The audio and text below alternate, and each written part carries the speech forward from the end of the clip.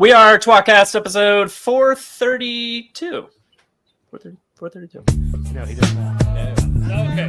All right, everyone shut the f*** up. Let's ready to record.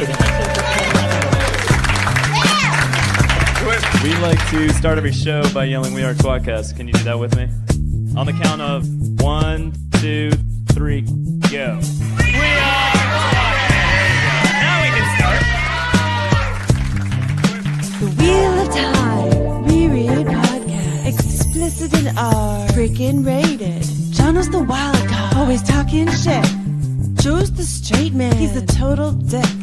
Tom is still obsessed with X-Men. Previously on X-Men. We are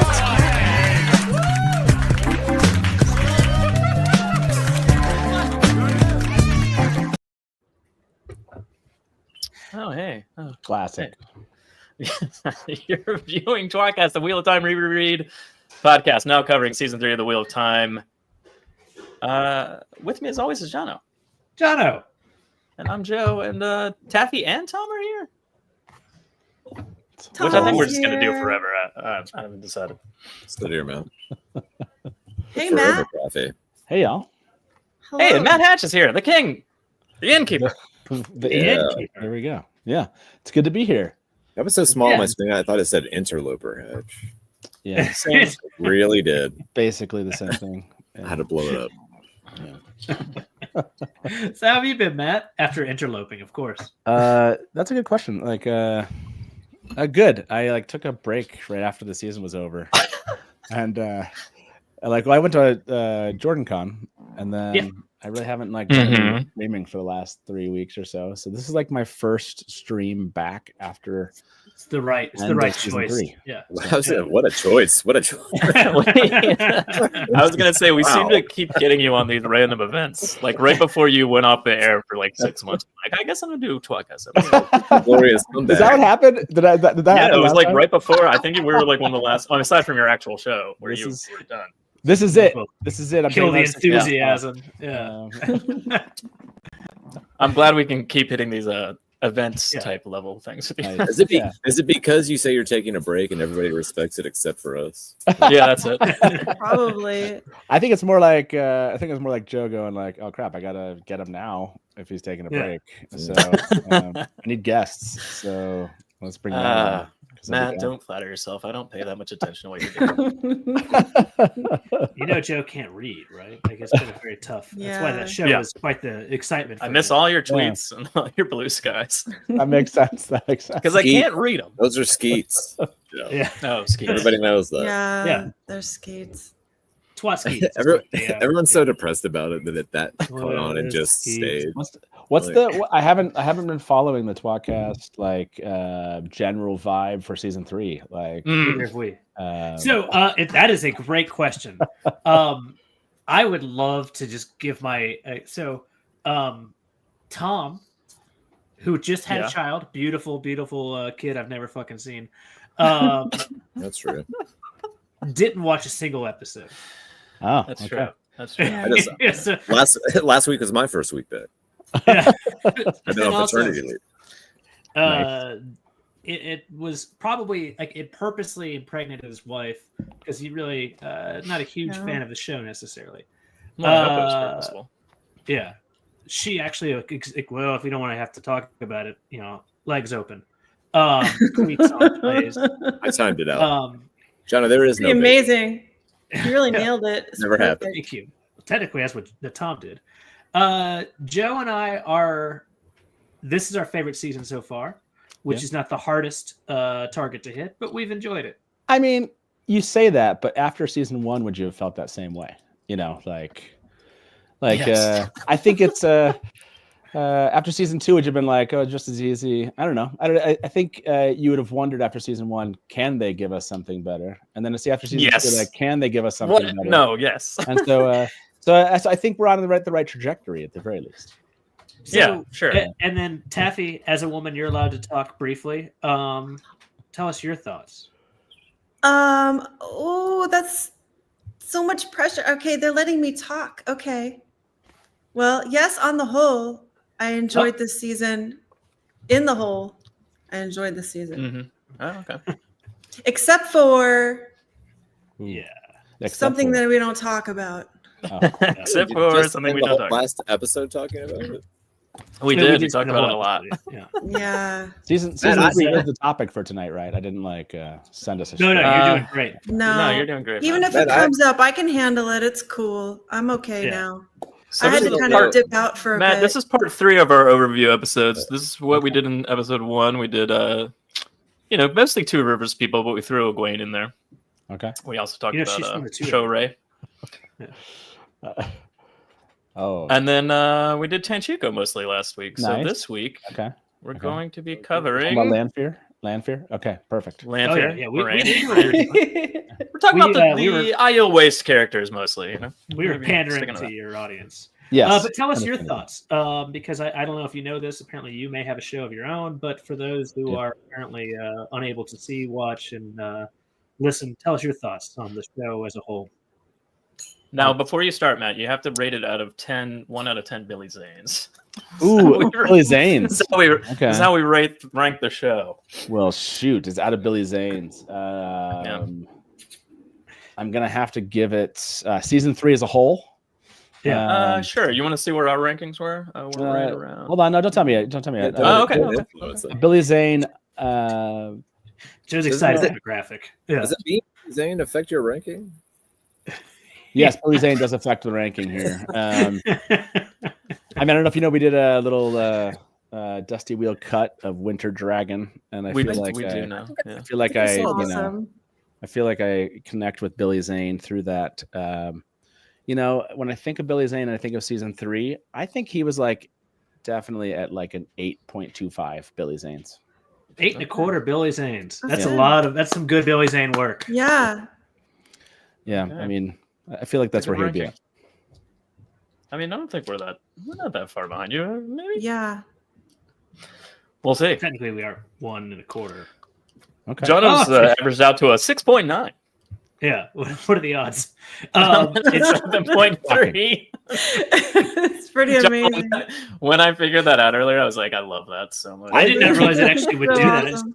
Can I do mode. ratings? Stop shooting the graphic. One?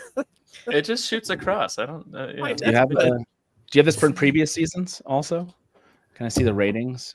Billy Zane. Season No. 2? No. We move on after we ran out after of we storage. rank the seasons. We just move on. We don't care.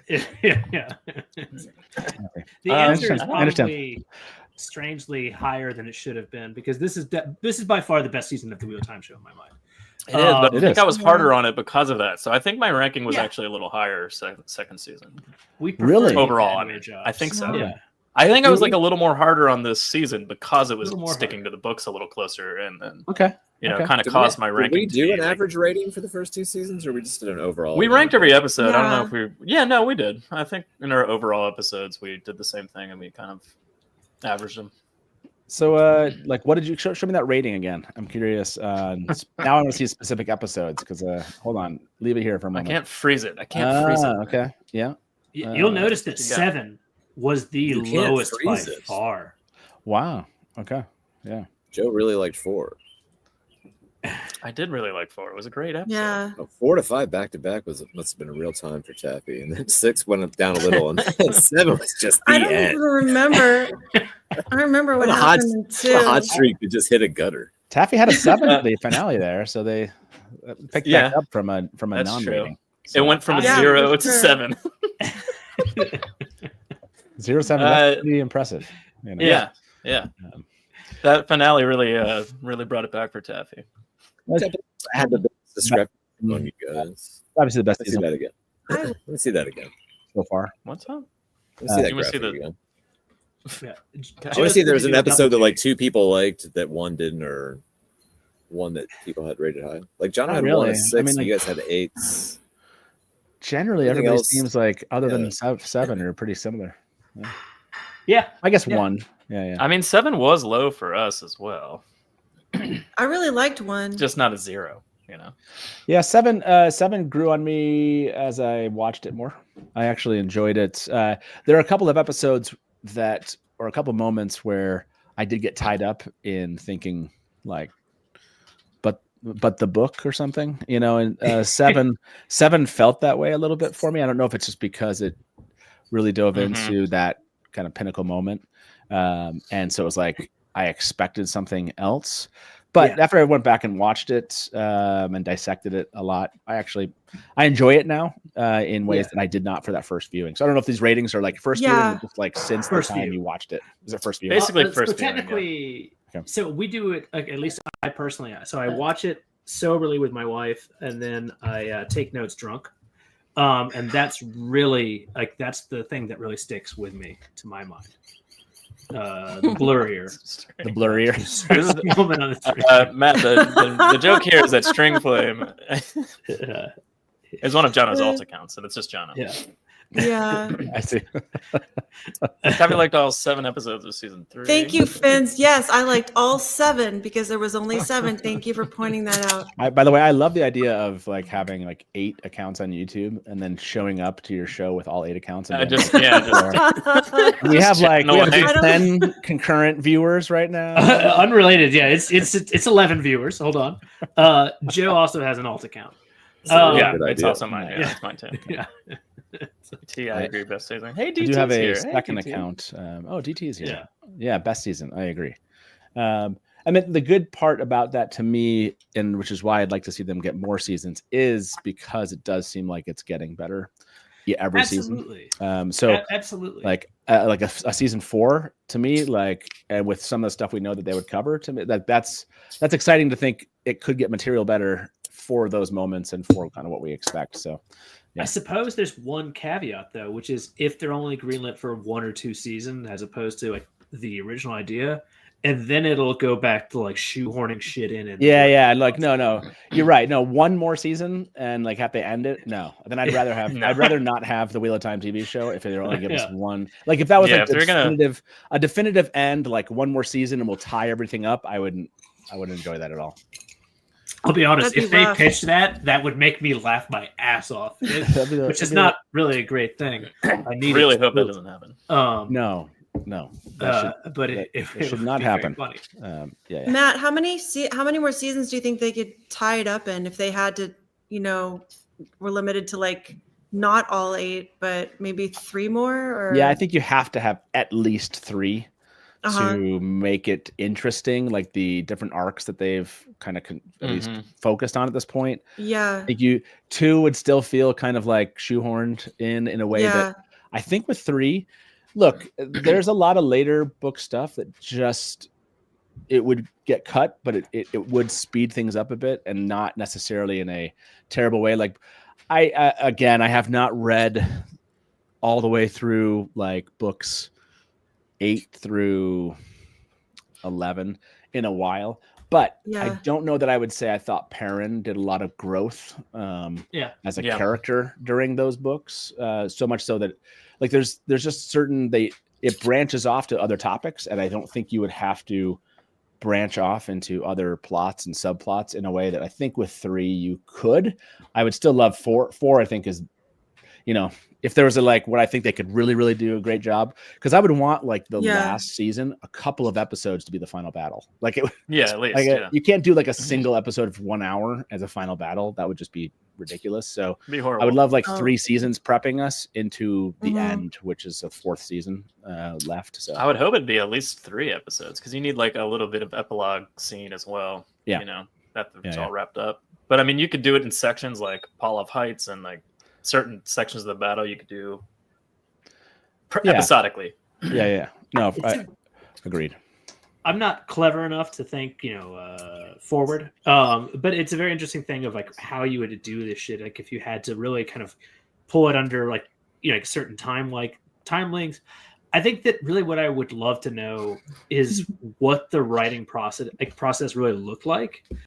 Because we're going to assume that, the people writing this, and I can't wait for the cynical comments from myself and others, to see like what they kind of like wanted to keep versus what they felt like they couldn't keep, and like what the fuck that does to your later down. Like, because I don't disagree with you in the least that Perrin really doesn't do much besides sit on a hill and get really angry for a bit, and like some of those kind of like that later. That's important. I need a full season of parents sitting on a Fair cliffside. enough. Yeah. After Fail is captured, like his biggest growth is actually deadening himself, realizing how depraved he's become, and then butchering an ailment anyway. It's not really like a real exciting thing. But on the other hand, it is. But it's like I can understand like wanting to get rid of that, but what that does to other timelines, I'm kind of fascinated by the whole process. I don't agree with everything I say, and I'm watching Tom's penis shrivel up. But I'd be very interested. You have a below the chest view of Tom? Is that no? I got Tom has a under special the camera for just Jono. My OnlyFans cam is below the table. Two things going on at the same time. Yeah, I mean, I think what they for the show. My guess is they probably are just, like you look at Leandra and what they're doing with Leandra, they clearly have something and an arc in mind, an end in mind for her, and I would imagine they've plotted out kind of like, at least for these main characters, like what are the key moments and how would you at least mesh them together broadly. And so, yeah, you're right. I don't think they're looking necessarily and saying. I would have a hard time believing they're kind of like trying to go through every single book and say, okay, we're going to cut this versus like, here are some pivotal moments for these characters. How do we get them to those moments? Yeah. And can we tie some of those moments together with other characters that make it interesting and compelling? And can we kind of show some growth with those characters? Like you look at what they did with Tanchico, it's like, okay, we're going to put these characters together because we want them to have X moments. And we think that they can contribute to an interesting story that way, taking this character along. So that's what I imagine they're going to do. Is they, like, if you have 3 or 4 seasons, it's like, what else does Perrin need to do? What else does Fael need to do? And in the process, they're dropping in characters we're aware of because they're like, well, that they need to go here. Let's use some of these characters that they meet. That could really create an interesting dynamic between X characters. So I don't know. I don't think it would be terribly hard where they're at right now. I don't know. I've sat down at JordanCon. We sat down and started sketching out like what needs to still happen for each one of these main characters. Yeah. Mm-hmm. And it seemed pretty obvious that like, yeah, you could build something out in 3 or 4 seasons to take us to a satisfying. Well, his original plan is 4 seasons, right? I thought it was 4 more seasons. Sorry. Wasn't it 8 seasons total? more. I thought it was 8 total. Yeah, So 8 total. Yeah. So it'd be 5 Oh, yeah. more. Sorry. Yeah. 8 total. Yeah, you're right. Joe is bad at math. He used to be a woman. Yeah, Tom's supposed to be here to tell me to study my math, and he's not. He hasn't been here a while. Yeah, we keep forgetting. Thanks, Tom. Oh yeah, 3 more. I mean, I would hope, man. Yeah, 5 seasons would be. I mean, it would be awesome. It's like one of those like. I mean, right now it'd just be nice to know if we're getting more seasons. Again, only if not just one. What about 6 seasons in a movie? 6 seasons, yeah. I mean, 3 more seasons. I don't know, that movie could shed a lot, although that's really just 2.5 episodes, depending. But I don't know. I feel like there's a lot. I mean, if a movie was like The Last Battle, though, like you could do it, like build. Who is John from What Up? What's that? Who is John from What Up? Do we know what that is? John from What Up? Yeah. John's he does news. I'm looking at a Reddit post that said he has inside information. Oh yeah, Cool. I haven't watched 10 the episode latest seasons would be a game changer. Is he sharing it or no? Yeah, is he just saying I have inside information or no? It says John always shares. The Reddit post said there's a deal on the table, but it's not ideal for hardcore fans, but is better than expected. And it might be close. And it could be an announcement before fall. And if there's no announcement, then the show will be soft canceled. And they'll just wait for contracts to expire. Which would be really weird. So they're not even going to officially cancel the show. They're just going to leave us waiting. Well, I don't know if this is correct. This is just what somebody put on it's Reddit. all over again. I want to know before WatCon. I hope. Yeah, I just want anyone, if Amazon's listening out there, if you're gonna do something, do it before WatCon. Amazon is not listening to Amazon. Well, hold on. At one point, was it Sony HR? We ranked their show based on how many Billy Zanes we like to buy. Joe and Tom, was it Sony HR that briefly followed us on Twitter, and we just couldn't stop laughing? Yeah, that was something dumb. I can't remember who it was. It was something really dumb, and I think they unfollowed like 2 days later. They're just like, wait. What made that? What brought that on? I don't know. Yeah.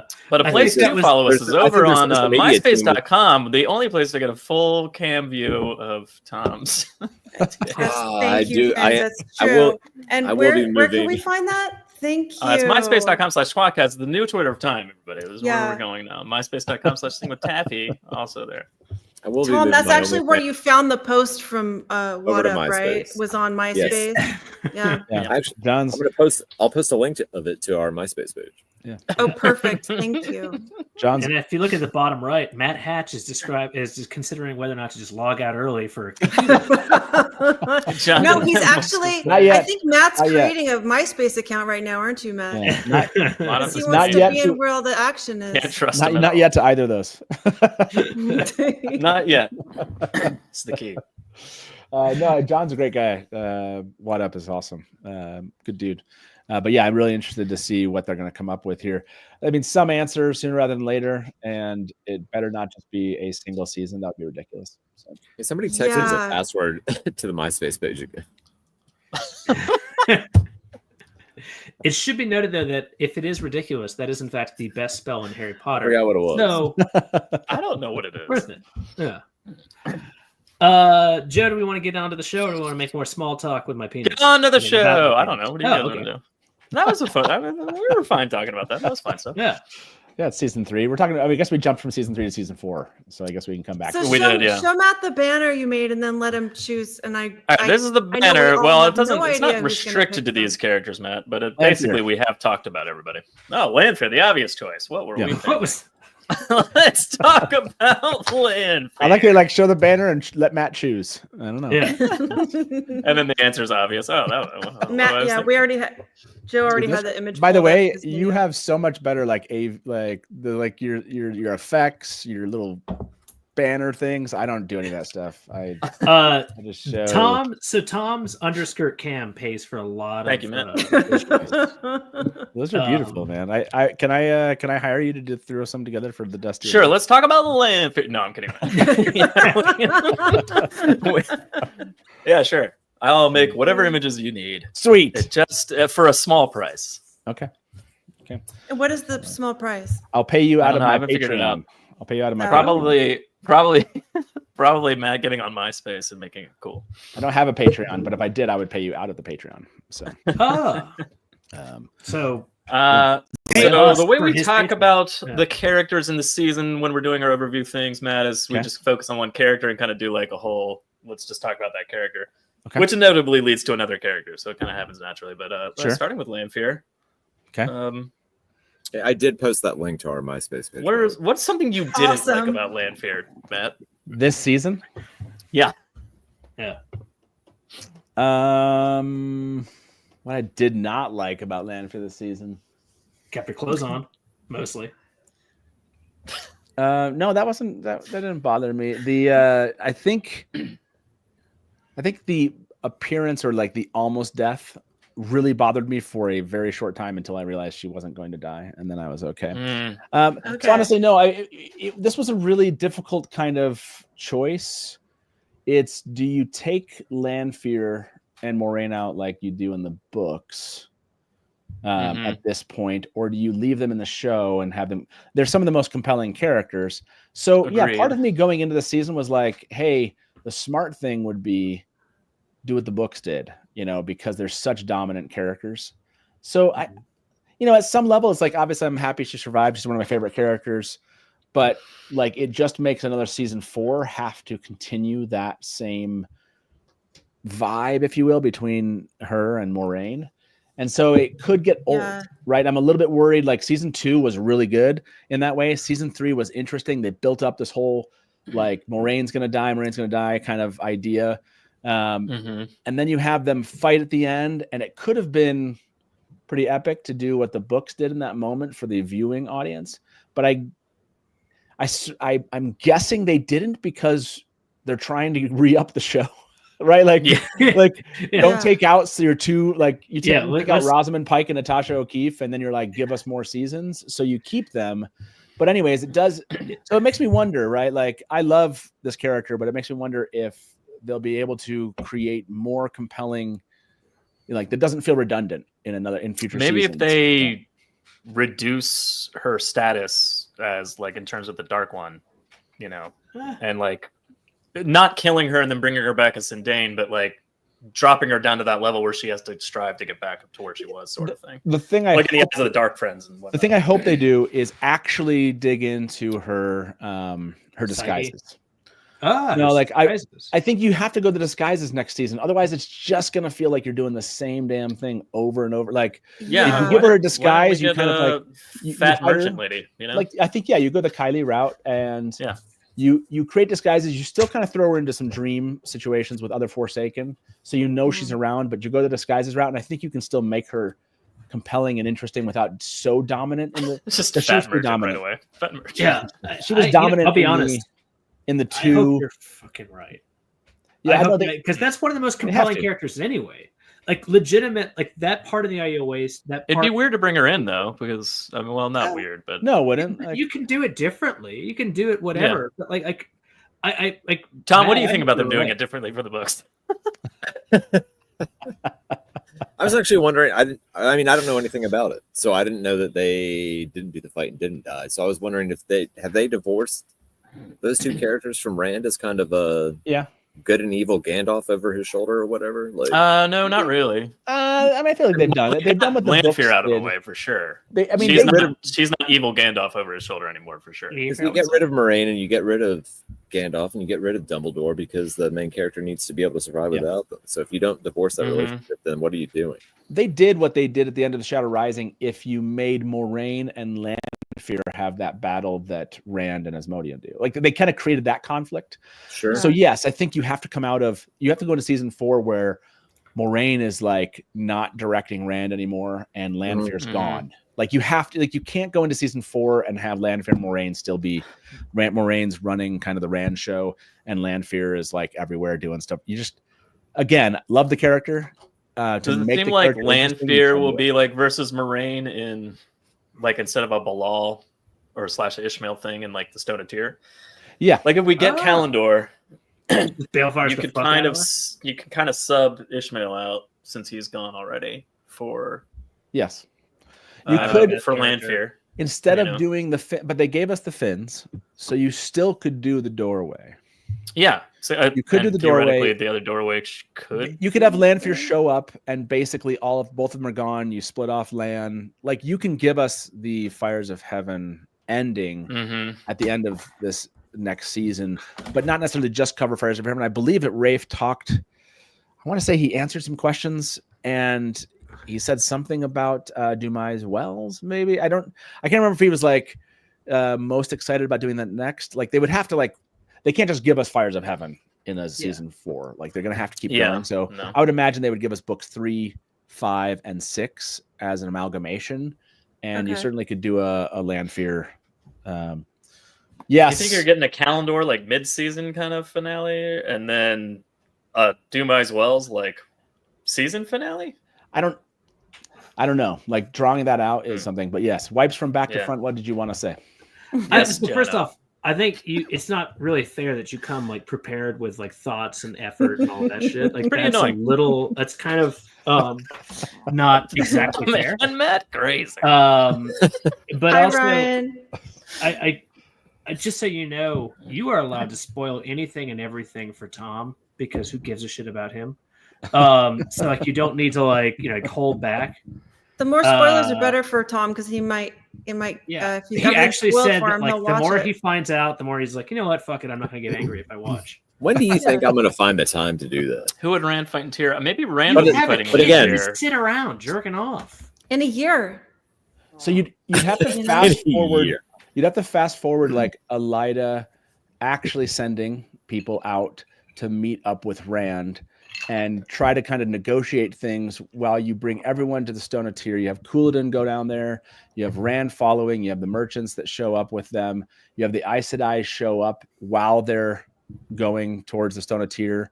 You still can run the Black Aja plot there. And basically you could have like an attack from mid-season at the Stone of Tyr. You could go the Kalendor route for sure. And then you could have Rand go missing like the next episode. And then you could run the You could run that plot. It's a lot. It's a lot to do, but you could. You could smush it together. You would need more like 10 episodes. Like that's the thing is I don't know how you do justice to all of those things in one season. Maybe you don't. I think one of the problems I have with the show is that they think so episodically, and if they peppered stuff in throughout each episode, building to a more of a climax of an 8-hour movie versus 8 1-hour things, it might, I don't know, feel better or time better out, kind of thing. That's what I always wondered, if you approach it as if you were a movie director and they were like, we want you to make this series in 14 movies. You have a movie, but it's 8 hours long. You're I could do the Eye of the World in 8 hours easily. Kind of thing. So it's you know what I mean? You should be able to pull that off. Yeah, I mean, it would certainly be, the season would move, right? Every episode there'd be so much movement. Which is good, right? You would have exciting. No time. Yeah, and they've done a lot of building in this last episode. This last season, I think they've done a lot of stuff where they wouldn't have to kind of slow down for relationship building per se, if you will, but they could just take us from, taking us to Stone of Tear and Demise Wells and getting the Black. I mean, the question is, could they make the Black Tower work in next season? Well, technically, did Ram make the Black Tower work? I would say no.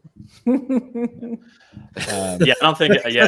Ramming in the Black Tower stuff would be difficult. The brilliant counterpoint. But you could have. I mean, if they do it like the show does certain things and they downsize it significantly, and maybe it's just a group of male channelers or something, less of a tower. What if Taim brought a group with him? So Taim shows up and he brings a group of male channelers, and they go to the Two Rivers instead of somewhere else, and they start building the Black Tower outside of Two Rivers. Whoa, that'd be crazy. You could potentially start the making Black something like that happen. I get fascinated by the idea. Black Tower without Rand involved at all. Yeah, because Rand is never involved anyway. Let's be honest. That's one of the most he hates that disappointing things. He set it up and then he left anyway. He didn't care about that thing. No, I don't know. I feel like it's the most extent, thing that he ever did, and he's like, I don't have time for this. Somebody else handle it.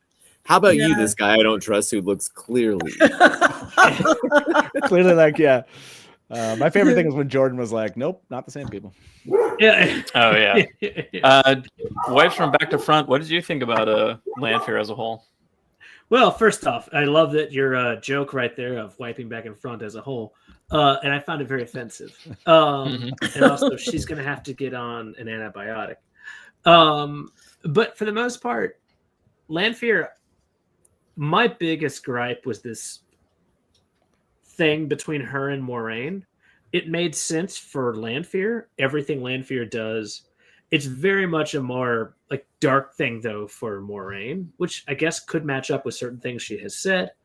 But I'm talking specifically about the what the fuck's it what it would have been from the beginning of Shadow Rising, with what we would have called the bubble of evil, which in fact was just a bubble of Lanfear. Yeah, Lanfear, which I believe Innkeeper Hatch became slightly aroused at the idea of a bubble of Lanfear.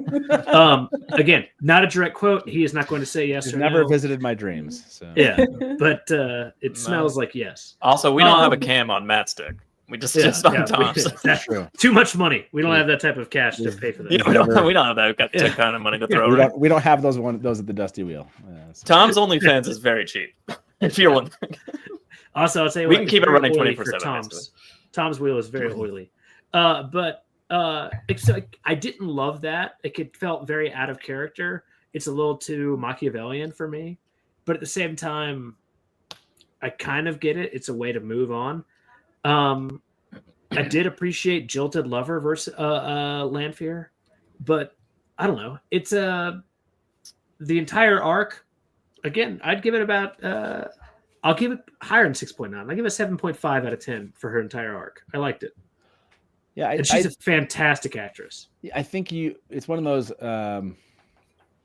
It's one of those choices that they clearly made in season 2, and they made the most out of it. And I think, in the end, it was the strongest choice to make for Lanfear to bring her forward and actually make her interesting in the kind of like what was happening versus kind of just this person that you see in dreams or shows up randomly to say hi and is more behind the scenes. She's much more interesting, like out there talking, doing stuff, much more compelling. I don't think you could have made, I think they had to give Rosamund Pike like something to do in those moments. And if she wasn't working with Lanfear, I don't think those, like, what would those conversations have been like? Right. It just would have been like, how do you make that interesting if they're not working together? Probably would have just been Moiraine being threatened. I mean, but I think that's. But she'd just be threatened, and it would be like, threatened, and then. But the context of her being threatened is there. You don't need, like, I don't know. But that is my one thing I didn't like about Lanfear. I don't know. It worked because it made both characters and gave them a lot of screen time and made them compelling. It worked against the Moiraine that we all were familiar with in the book, because we're like, well, she wouldn't never have done that. It was one of those like, it's one of those book moments like, well, she wouldn't have done that. But take out the idea of that and really like lean into the whole Moiraine will do anything to get Rand to the last battle. And I took that idea and the seed of that idea, and we're like, okay, well, if she had to work with Lanfear, would she? And so I think would Moiraine do anything to get Rand to the last battle? That's the one quibble I've got, is like she would do anything to get him there as long as he was in the right frame of mind. But I mean, we have scenes in the books where like there's visions where he's chained in the basement of the White Tower to keep him alive into the last battle. She wouldn't do something like that. So I don't think we can just blanketly say that she would do anything to get him to the last battle. Hasn't watched the episode. True, but like, so the one thing that I can't stand about the Lanfear thing is her teaming up with Moiraine part that I can't justify, but on certain levels because of what we're talking about. But then, and it's not about taking away or what Matt's saying about like, just think of it like from this perspective. It's not just that, rather, but like there's also the threat of like it's fucking Lanfear. Like if Moiraine doesn't go along with it on some level, like it's easy to see those scenes as just like Moraine's like hanging out with Lanfear and everything is fine. But if you view it under the veiled threat that they're talking to a fucking Forsaken and like any misstep they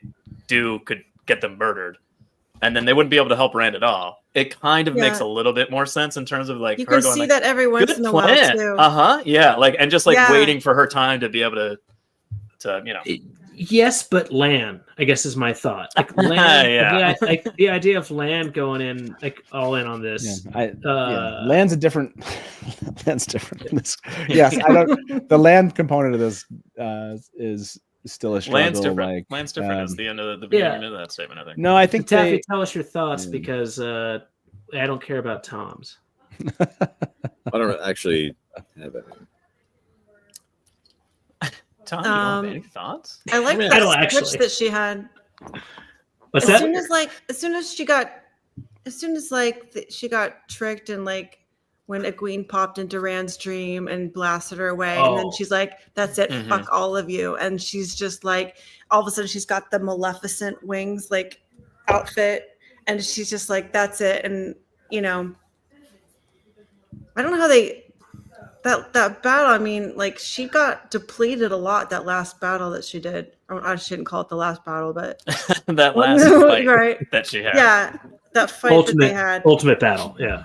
The ultimate, yes. Yeah, different nomenclature. Because you guys, somebody pointed out, I thought that she had healed her leg, but someone pointed out that she had not. And she did, though. I mean, sure, power was... But she did. Did she or did she not? It's canon that she did not. Okay. It's canon that she did not. Interesting. Yeah. The it looks very much like on she did. that. The VFX and that's supervisor why she fled, right? She didn't. Oh, okay. Yeah. The VFX supervisor, we asked him about that scene, and he said she did not heal herself. Okay.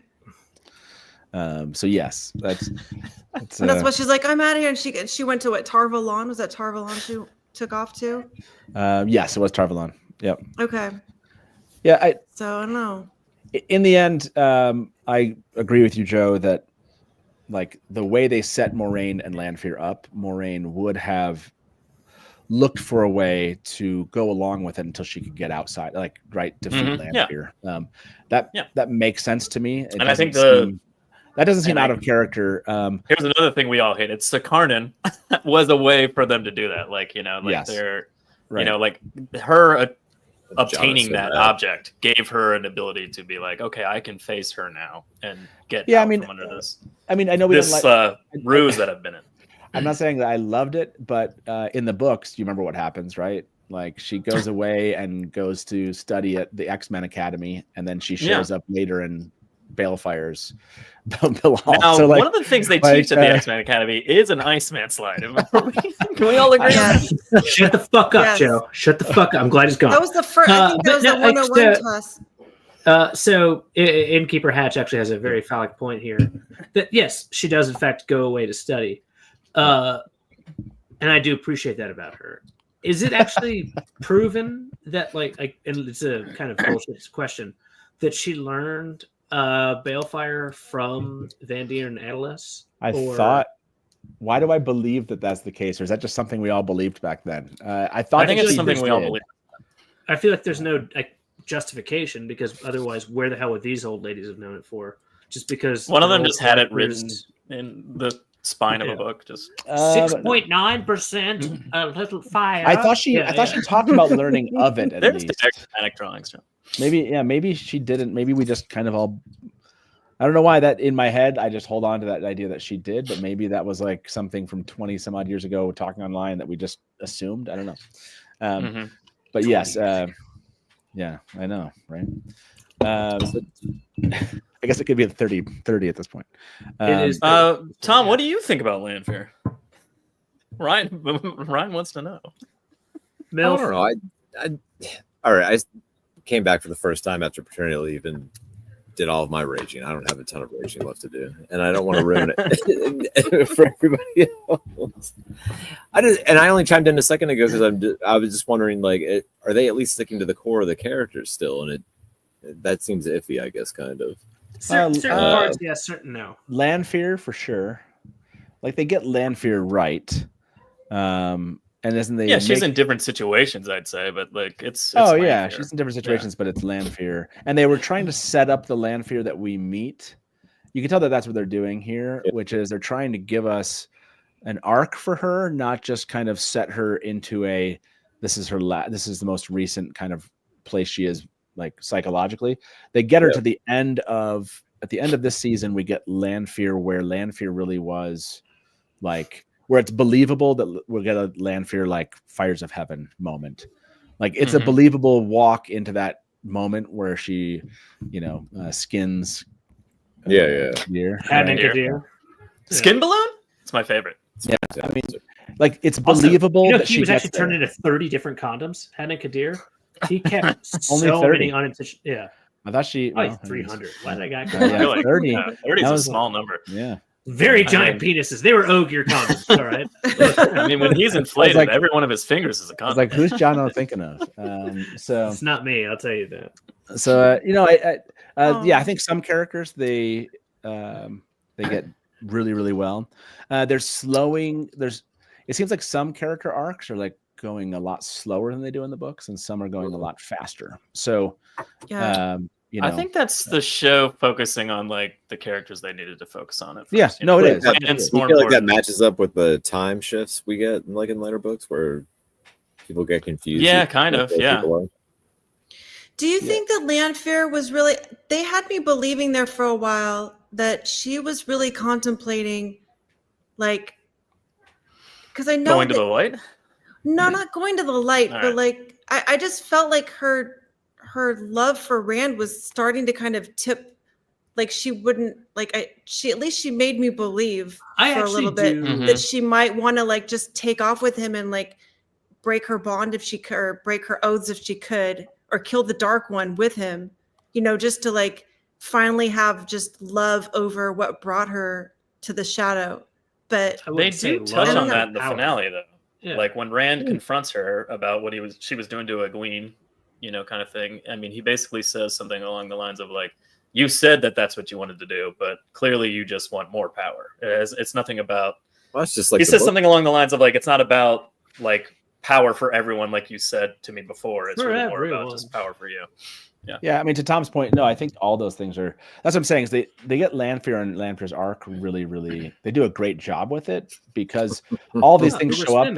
they're trying to make you believe in Lanfear, like maybe she's just there because she loves Rand. But at the end of the day, like it's just because she wants power and control, and she's a woman. Rand did a good job. She's okay. We all know women are evil. Tom is sexist. Tom and Joe are sexist. Please say this. Please, Jono, say this. I actually everything Jono says I text him. Yeah. Jono, before we get too far away from the Iceman slides, I guess I have to tell you now because I've deleted my Twitter account. Well, I deleted my Twitter account, but I previously had someone that I was having a private conversation with that was like a legitimate scientist and also a huge Wheel of Time fan that we were going to surprise you with on the show, that was going to do a 15-minute segment on how Iceman slides would actually work. Amazing. With like charts and PowerPoint and everything. It was going to be a whole thing. What happened to that? This is a dumb joke, man, that we've been arguing with Jono over for like 15 years. I deleted my Twitter account, so I don't even know.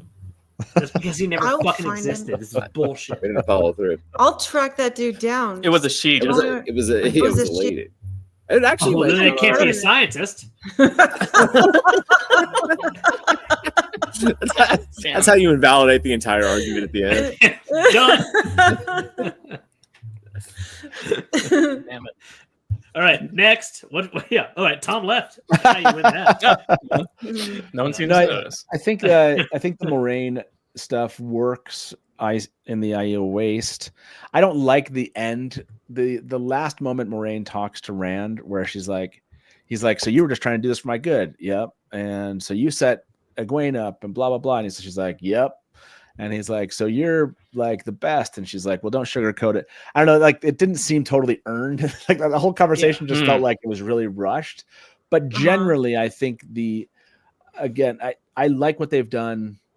If you're going to take Moiraine and put her front and center, like give her an arc in season 2 and do something. Moraine's interesting in season 2. She stays interesting in season 3. Wait, who are we talking about? Moiraine. Moiraine. Apparently, we've transitioned to Moiraine. French, so you have to say moi. I was simply helping. Which, by the way, means icy woman. Is that right? Yeah.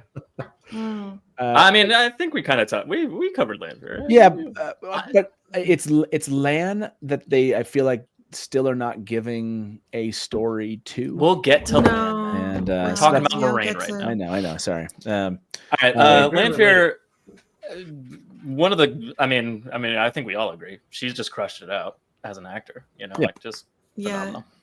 Yeah, I mean, like they're not doing a bad job.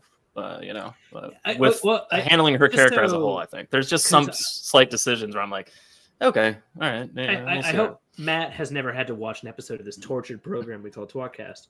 Even when he's on it, I hope he's just, kind of blind. But just so you know, Matt, like we absolutely love, like there are very few issues we've ever had with the acting, the casting, anything. Very few problems. Like the actors are all fucking crushing the jobs. Yeah. The problem is there are weaker conversations like you were referencing, but like but there's mainly because I feel like the writing's forcing them to get to a point. It is nothing whatsoever against most of the fucking actors and actresses, and I think the wolves do a decent job, although they're bizarrely scarce. The wolves are okay. Yeah, I've seen better wolves, but like largely pretty fucking good. So not their problem. Liam Schultz, you son of a bitch. Yeah, but he agrees with you on the monobrow. Unibrows should not exist to start. Why does he keep Much offense to all of them. Jono believes that Fael has a unibrow. He always has. He's persistent in it. We're like, no, you're crazy. Anyway, he's got a big, decent. Yeah, so that was his only problem with the actress for Fael. In the show, let's be real. Yeah. Oh, Tom's back. Tom's back. Hi, Tom. We missed you. And we're all over the place now. I don't know what to do here. Yeah. Tom had to go put the baby in bed. Oh no, I haven't done that yet. Oh, okay. That's coming up next. It might coincide with me having to go anyway. So. Oh, well, it might. Go pee-pee. It might. We're talking to Moiraine. We're talking about. Yeah, let's talk about Moiraine. Okay. Great outfit. We kind of already are, but Yeah, it's a good transition season for her out of her role of like being the the most important kind of protagonist character, right? Like she's kind of they transitioned that to Rand, even like the posters and stuff like that. Rand gets like the bigger moments. She's much more of a supportive character and kind of more the Gandalf in this than any of the previous seasons, in my opinion. And that's what they had to do. And so I guess I like that they made that transition. I think they made it pretty well with her role and the kind of what she does. Episode 4, I thought was like the whole really interesting to show us her like futures. Can I ask you a question? Cool. Do you think that her trip through the rings was much longer and terrifying because she took a sa'angreal into the rings? Oh, was it? Did these? That seemed bad. That seemed like a bad idea to me. Yeah, did it affect She's like, her? "Ooh, what's this fucking orb?" She puts it in her pocket. She's like, "Okay, I'm gonna get into this terror." She can't just leave it. What is she supposed to do? Leave it outside? I mean, that could have. She put it in her shoe like she's at the beach. Listen, it's been there for like how long? A couple thousand years. Like it could have waited inside the tree a little bit longer. That's exactly right, Taffy. It could have sat in that tree or never existed. Don't they say in the books with the testing with the Dream ter'angreal that they had a hard time trying to like maintain the weave or whatever for her during her testing? Yeah, with Egwene had the dream ring like bundled up in her clothes and it like fucked stuff up. Yeah, it could just be. It seemed like that was kind of. No, but Taffy, I would go with. I would totally be on happy to kind of say, yeah, I like the theory that maybe she was stuck in there, if you will, or she was kind of like, she like maybe the sa'angreal kind of affected the, like her getting out or like how much time she spent in the ter'angreal. Like you could suggest that they were trying to allude to that, like because it took her so long to come out of the. Right. Like, even Rand was done, and Rand's like, Avienda left. Right. Yeah, Avienda went in. Yeah. I mean, let's call it a day maybe before Moiraine. Yeah. Although in fairness, Avienda has. And then Avienda got out. And shouldn't have that power yet. If we are using the idea that a sa'angreal is augmenting, Avienda probably cannot control as much as Moiraine yet, simply because she hasn't been taught to do so. Yeah, but we're saying, I thought, well, maybe I'm misunderstanding what you're saying. And we're saying that Moiraine bringing it in with her affected her journey more so than it affected Avienda. So you're right. I'm also extrapolating, I guess, A plus B equals Dick, in that Avienda is stronger potentially, but does not have the total ability yet. Versus Moiraine, who has more current.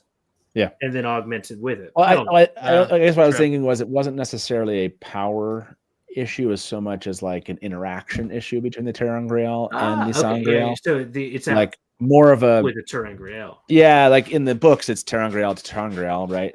So yeah, but again, I don't think it's necessary. I think it's fun from a theoretical standpoint. I don't think it's necessary to explain it, like how long. I know when I saw her slip that in her pocket, and then she's like, "Okay, I'm gonna hop in this ring now." I'm like, "That's a bad idea, Moiraine.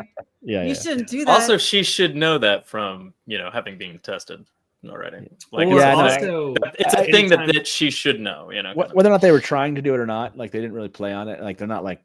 This is one of those little things that, like, I think from a theoretical, like we can kind of have fun, like loony theory, that this was some connection between the two, but it's not necessary for us to believe that she was there longer and does the fact that she bonded they did say a few things about like how it's been 7 days. What? She didn't bond Siuan. She was bound by the oath rod to Siuan. Yeah, different. Yeah. So it's a bonding, but with a different type of bond. Fair. I mean, I think we'll still get. I mean, I don't know if we'll get Elaine and Brigitte. Covalent versus yeah. I think we'll get a female bond. That's what that meant. I saw a clickbait article on Google that said something happened in the show that's going to affect Elaine's future order, and I was like, "Oh, what's this?" And then you did click on it. I get tons of those. Oh, that's cool. I didn't read anything about that. They know you haven't watched the show. They're trying to get you to watch. Tom, how many times really are? I'm like, they don't understand who they're talking to. I don't get it. How many times have you clickbaited today? She didn't feel Siuan's death because of, well, yeah, because of an oath, but yeah, it was because the oath was released because it was, she wasn't just bound on the oath rod to like, she was literally bound to Siuan on the oath rod. It was like taking a giant. Like so when Siuan died and that oath gap. Yeah. Yeah, right? just it's not. She's not like bonded to her, but all of a sudden that bond doesn't exist. It's just like, oh, something are you bad on a has down happened to here. fuck t-shirt? Yeah, no, down to Fiesta. We down talked to about Fiesta, this. obviously, Tom. Come on. We don't Just say checking. fuck on this show. Yeah, just I don't know. Yeah, now I'm like trying to remember all of Moraine's like moments in these episodes. Like I haven't gone Did back she and watched the orbit show. longer in the rings than she would have otherwise? Yes. You answer your own question, Oliver. Silly. Yeah, well, that's the question. Like, Or maybe he questioned his own answer first and then wrote it backwards. she's very good at bringing that vibe that Moiraine has, the book Moiraine. Like when Rand's like, okay, it's like almost like someone tells you, okay, I'm now seeing all these things that you've been doing have all been for my benefit to help me like succeed. And she's like, yes. And he's like, okay, why don't you come with me? She's like, I can't. Like, she's just, that's Moiraine. She's like, next. Okay, now that that's been taken care of, and now you see what I'm up to, now go do your thing. Like, there's no ruminating on it. You know, she's just like, all right, next, let's go.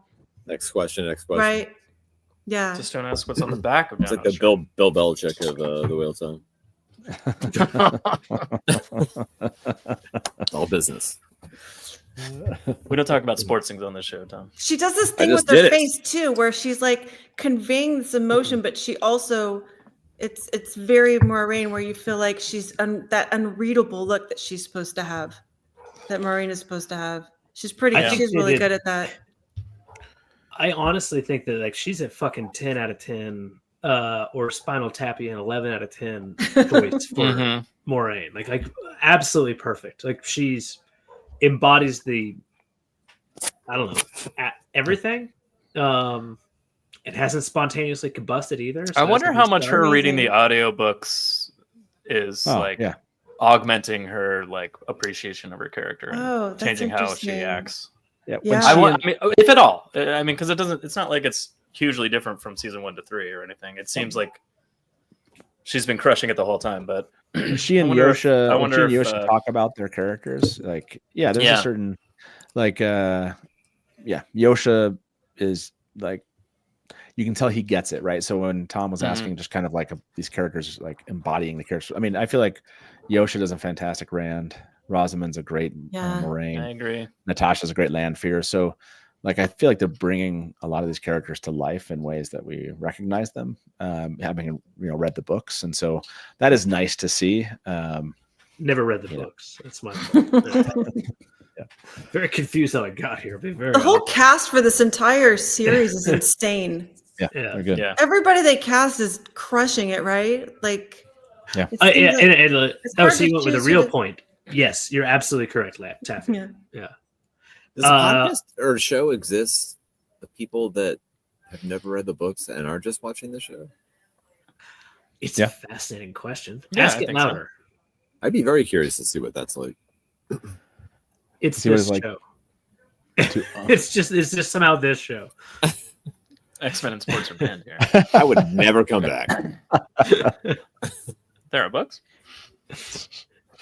I think Moiraine does a great job. I mean, I don't know. I'm trying to think of anything else to say about her arc other than I think that's where they're going. I think they're going to book 5 with what we saw.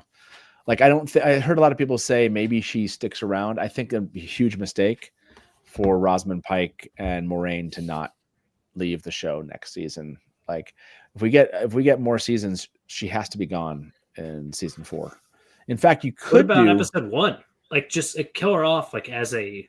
I mean, you could do it. That would be crazy. You could do a mid-season, right? You could get us. Yeah. They could get us to tier or something and have kind of a Lanfear Moiraine mid-season moment at the same time. There's a battle. They have ducks. So 69 off here. the wagon into the red doorway, and that's how it yeah, goes. you could go mid-season on that, and that leaves Rand, unprotected a bit, and then you could, have him be kidnapped too. So, I think I feel like they're setting Moiraine up, and she's from an arc standpoint, she's set up for kind of that to happen. So Nynaeve doesn't work for all Verziers. No, What is it about? I think she's Nynaeve. great. I think Nynaeve's great. Yeah. I don't know if I agree with all of one of the bright spots for me is a person that intensely dislikes this.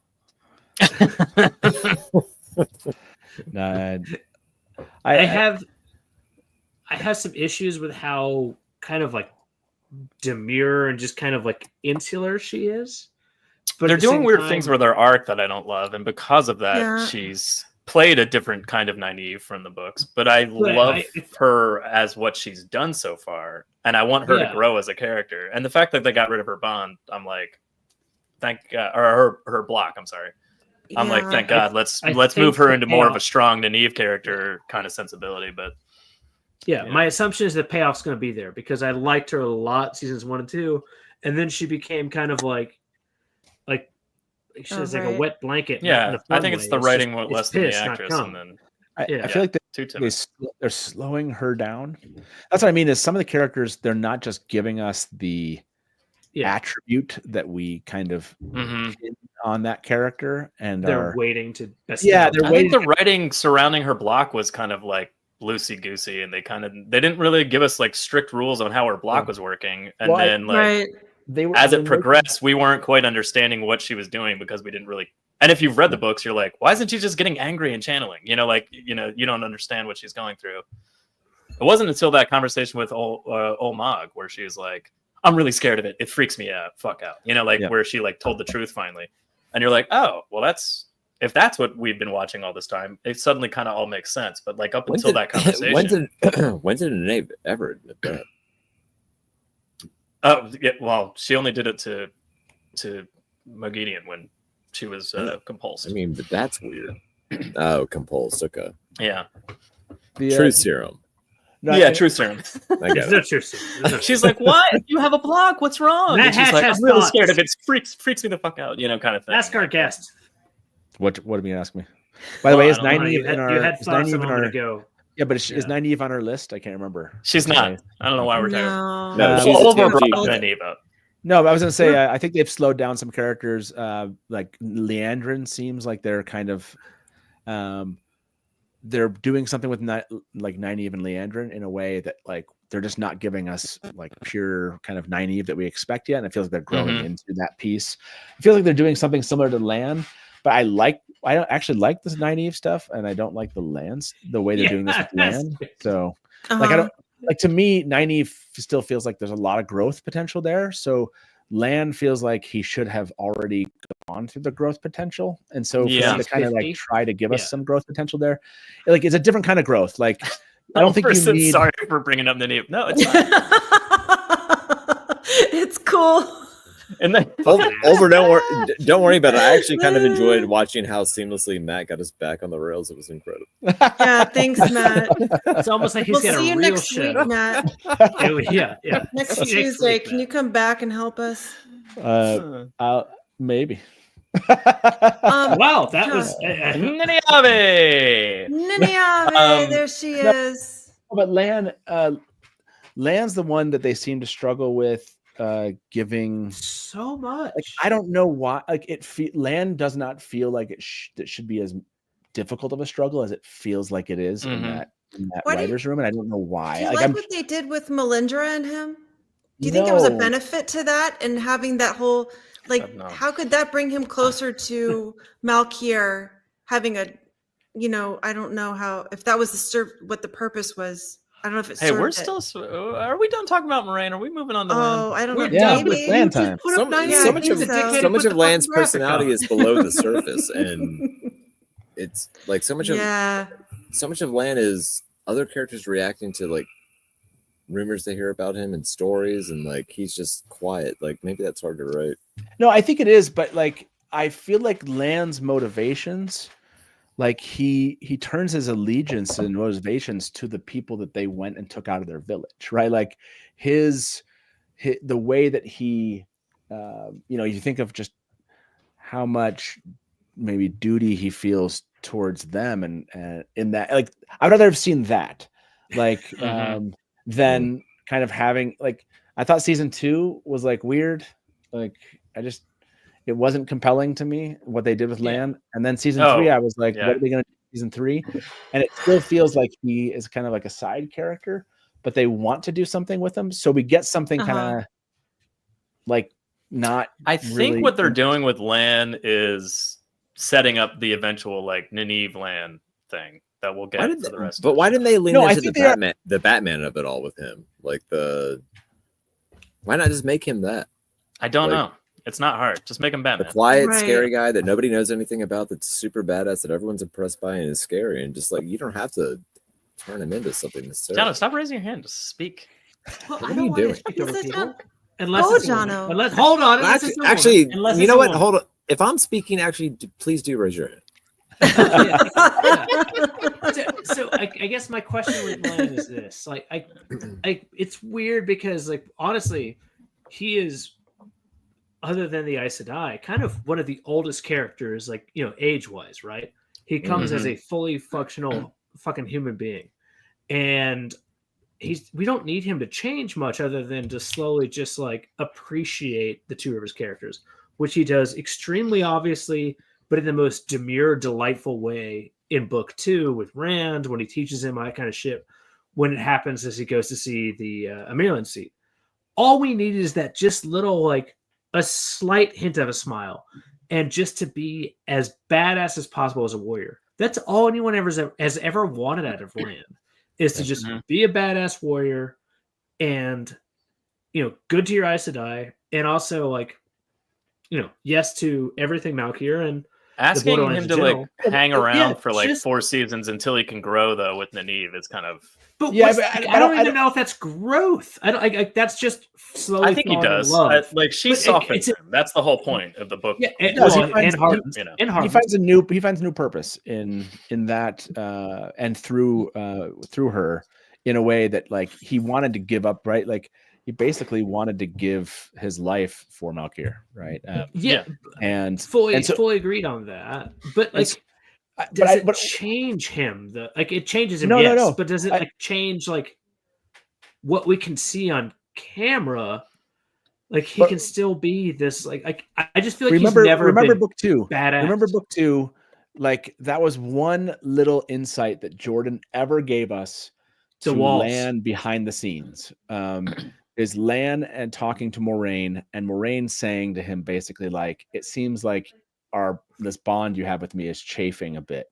And they what did she say? She said the walls are coming down because they're at Adelis and Van Dien's place. 100% agreed. Yeah, showing us that part of Lan, which they talked about, like showing us a little bit of the Lan behind the scenes, if you will, I think is a smart thing.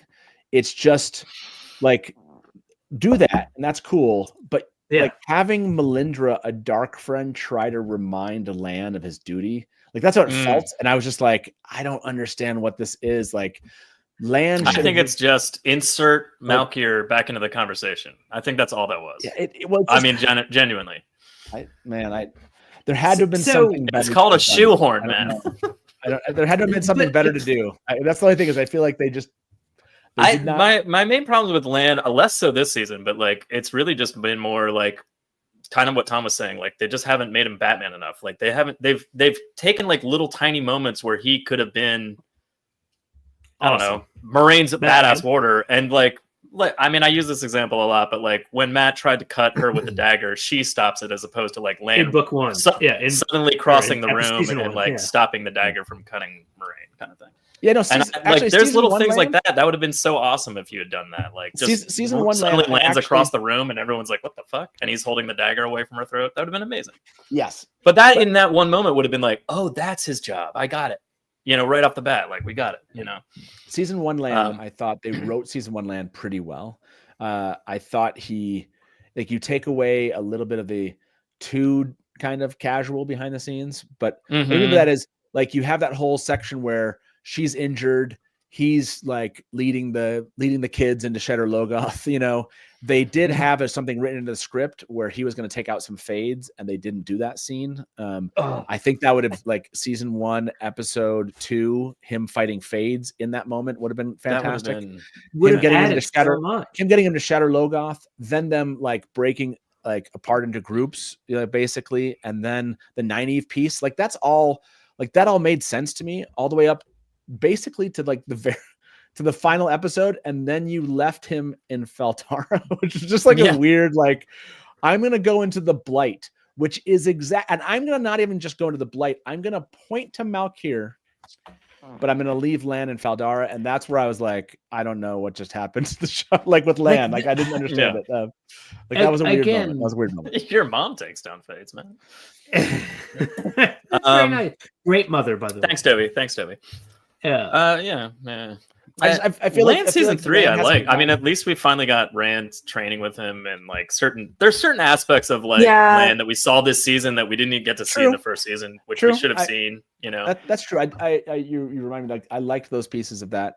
I just feel like maybe it was the Melinda thing that I just didn't think worked. Yeah, the Melinda thing is a big old fuck off. I think the Melinda thing again. I think they were just jamming Malkir back into our brains as a viewer, not as a book reader. Terrible way of doing. I will say this though. Hold on. I'm not saying you're wrong. I agree. Well, I say I'm right. But I hated everything about it. Lan but there can't is track Moiraine.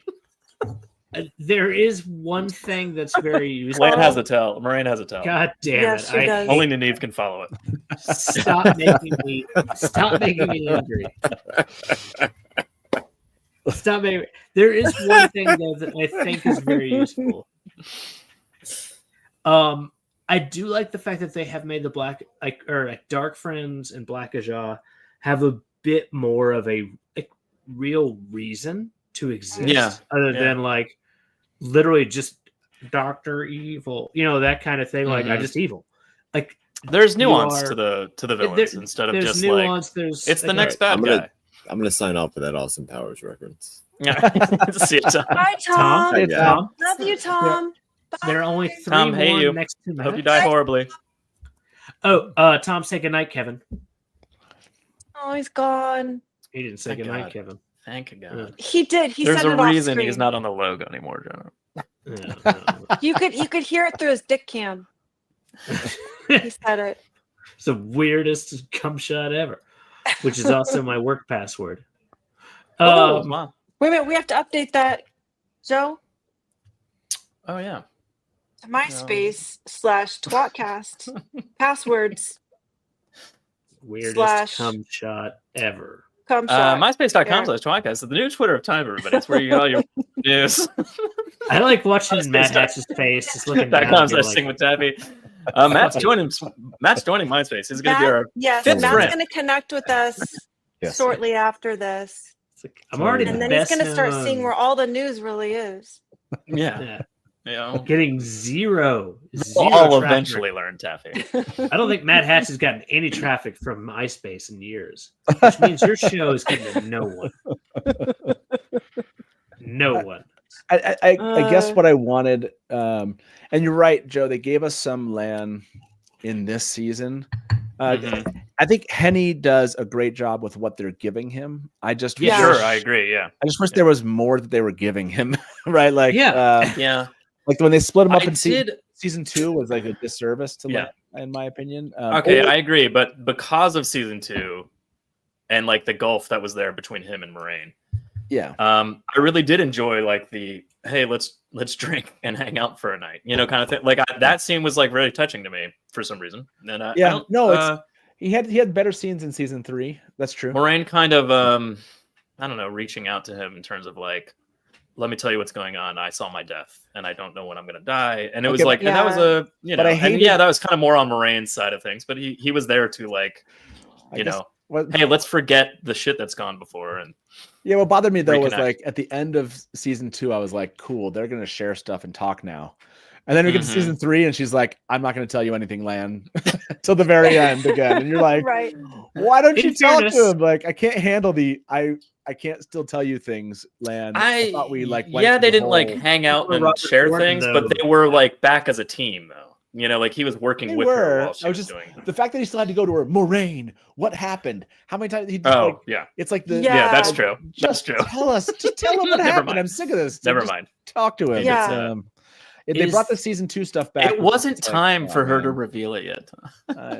Is there anything more Robert Jordan though than your characters not talking to Not talking to each No, other. it's yeah. true. each other? Which honestly, I sometimes get drunk and yell at my wife every weekend, and like if there's one thing I wish that would kind of, I don't know, like be dispelled a bit, that would be it. Is like making the characters talk a little bit more, but still having like the fraught. Like obviously there's a reason why they don't do it, because all of a sudden like, well, then you know where to go, or then you know what's happening. But trying to figure out a way to like make it less obvious. And that's one of the things I would have liked out of the show, is to have more conversations between the characters that still has this problem. String. I think they were making room for Ruark with a little bit less development Maybe. with Lan and Like focusing instead on of Lan Valkyria. being next to Rand. Yeah, and then because Ruark's like his second dude. Yeah, Lan and Ruark, right? yeah, and that's why you get a little bit of that. Like, Lan didn't have as much to do there too. Like, you're bringing up a good point, Taffy. Like the Ruark Rand stuff, you had to build that in, and because of that, you had to have Lan and Moiraine, because otherwise, what was Lan going to be doing?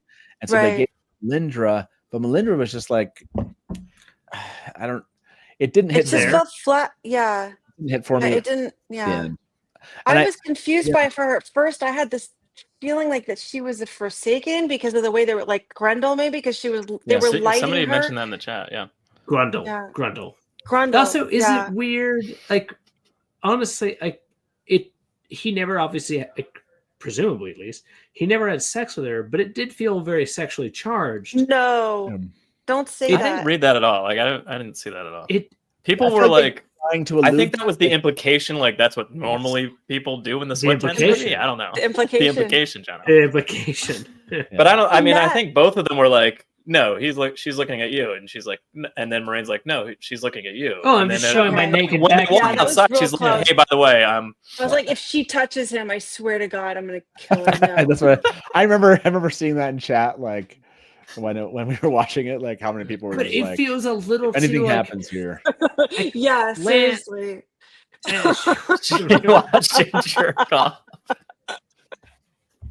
She's like, Matt, hey, do you like know this the actor tattoo? who And he's played like, yeah. Ruark? The actor who played Ruark was in Honeymoon in Vegas. Did you know that? Seriously? Yeah, it's amazing. Yeah, Joe's got proof of it. I do. Yeah. You We're can talking tell about it's real. Rourke. We're talking. Oh, we don't want to talk about Rourke. Oh my gosh, that's good. Talking He has the greatest happy talking. Rourke and Amy's, not Bear, by the way. It's Amy's. Everyone knows. Oh, Ruark's Ruark. voice, just the actor, like it's pretty great voice. He great. does have a great voice. You're right. He's awesome. So that's unfair because you probably actually talked to him. Our job is to be I didn't- dickheads with no context. I didn't You talk to him. No, I did not talk Oh, to you him. He never should. Can you talked to talk him. to that guy? He I wasn't mean, if on you do the- bring up the Vegas man. Ask him what it was like to be in Honeymoon in Vegas. Just show him this picture. Be like, how haven't you aged in 30 years? You look the same. It's been a while. It's amazing.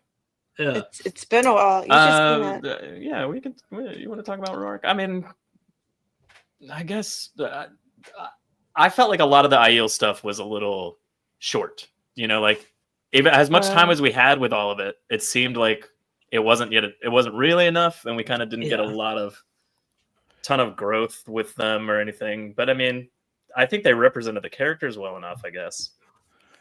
Most of them, yeah. I mean, for as quickly as they had to do it, right? Like the little time we had, I thought it was really good. I loved Savannah.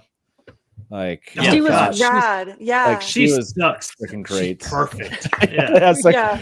like that's what I mean. Is sometimes they just, and this one thing I remember talking to Ali and Gus about is like this idea, like sometimes they can just get a character and they just nail it, and you're like, oh my gosh, you wrote them and you just brought them to life perfectly. Fuck them. Yeah. Oh, I mean, so, do an like, episode where you just rank all the scenes where people bang. Savannah was Yeah, awesome. so we're gonna Maybe make next some week. up. Maybe next week. all the episodes. So yeah, like Couladin, Savannah, like I thought they gave us pretty good Aiel. I wanted to see, this is the problem, is they set us up a bit in season 1. And I thought we were going to get, well, I don't know why I thought this, but I thought we were going to get some more kind of like fighting with the Aiel. Yeah. So I think that's like be in the next season, right? I think we'll see Oh, that. for Clearly, sure. I think We're that's what's saving gonna that happen, for the yeah. next season. But I like in my head, I wanted more of that, and I was like, oh, we didn't get that. We just kind of got them walking through a desert landscape. Oh, okay, cool. Right. You know, and I wanted to see more of that, and so that's I wish the Samuel fight, I guess, or like the fight at Cold Rock's Hold had been a little more. Yes. Let's just focus on Rand, a little more all-encompassing to show that they were being attacked by like Trollocs or other or dark friends or whatever. I want to say Yosha talks about this. Like I did get to talk to Yosha, and we got to interview him. And Jono calls him Joshua, by the way. Just say it right. Joshua. Oh yeah. There's so a Yosha. Nope, and he talks about the filming for that was so quick, and that they did have more people involved, but they had to come back and reshoot something, and they like had fewer people involved, because it does feel like they have like this big setup, and it doesn't like seeing a whole. They basically just attacked like Rand's room. Yeah, it's so, like that. It felt like there should have been more going on, especially from the books. That was the moment. That was the moment that we kind of missed out on. I feel like that. Yeah, there's a good 5-minute scene there of fighting that if they had done well, I think episode 6 would have probably been one of the. I mean, it's still. I love how episode 6 ends. That you get Heels of Tenchico. You get Tenchico piece of that. Oh, right. You get Rand's ending there. There it is. You get Jono chest and Hills of Tenchico. Specifically nipples. By the way, I didn't see any hills there, but photography not so interesting. I apologize for that. So no, I think missing out on like a real battle right there. That was I agree. I wish they had kind of brought that to us. It would have been really cool. But yeah, I think the Aiel would have stood out a little bit more in that moment, and we didn't get that. So, but it's really smart what they did with Little Squash. Whatever, I can't remember her name. Why am I forgetting her name? Assassination attempt versus battle. Oh, right. Yeah. Yeah, kind of. Well, very loud assassination attempt. But yes, yeah. Why can't I think of Little Squash's name? Sarah. Her name is Little Dead Girl. Dead Ginger. Little dead girl. And she's like, someone's gonna save us in chat. I can't remember. Do you want some squash meatloaf? Little Dead Girl. Oh, geez. Alstera, there we go. Thank you. So she's a dead ginger. Like they're all fun. Alstera, like that was a smart. Like that's one of those moments where I was like, okay, that was good. Like really, really well done. I almost wish Tom were here. Yeah, I like that because I don't know how he would feel that like. There's probably 10,000 fucking things in my mind about when I think of the Wheel of Time, because I've read it twice, maybe more. But like the scene where Rand tries to heal the dead girl in here, the fact that they did try to put that in there, dumb, and thank God they fucking did. The foreshadowed squash girl. Like, I don't know if I loved it, hated it, how they did it, but I'm really glad they fucking tried. They almost did more than. Yeah. So like Yosha, that was one of the things he mentioned in the interview was they actually filmed one where they had her arms like moving. No. Yeah. And they had him like carrying her to each person and asking them like he was like walking around with her dead in her arms. That would be awesome. They filmed him again. They had him do an outtake and they said, "Don't move." Basically, they said, "Don't move," and so he did his second take. Which the second take is like the one we got was great. It's just like I kind of like that one would have been. Yeah, I don't know, man. That would have been. I don't think I would have been able to handle that. I mean, we talked about that when we that would have been reviewed awesome. that episode specifically, but like, and yes, that would have been awesome. However, there's been killing children for a while. Also, hey, Joe, can you remind us what Alcera sounds like when she's talking to Rand, please? Yeah, she's like, you want some squash meatloaf? Can you do it with the picture though? Want some of these squash?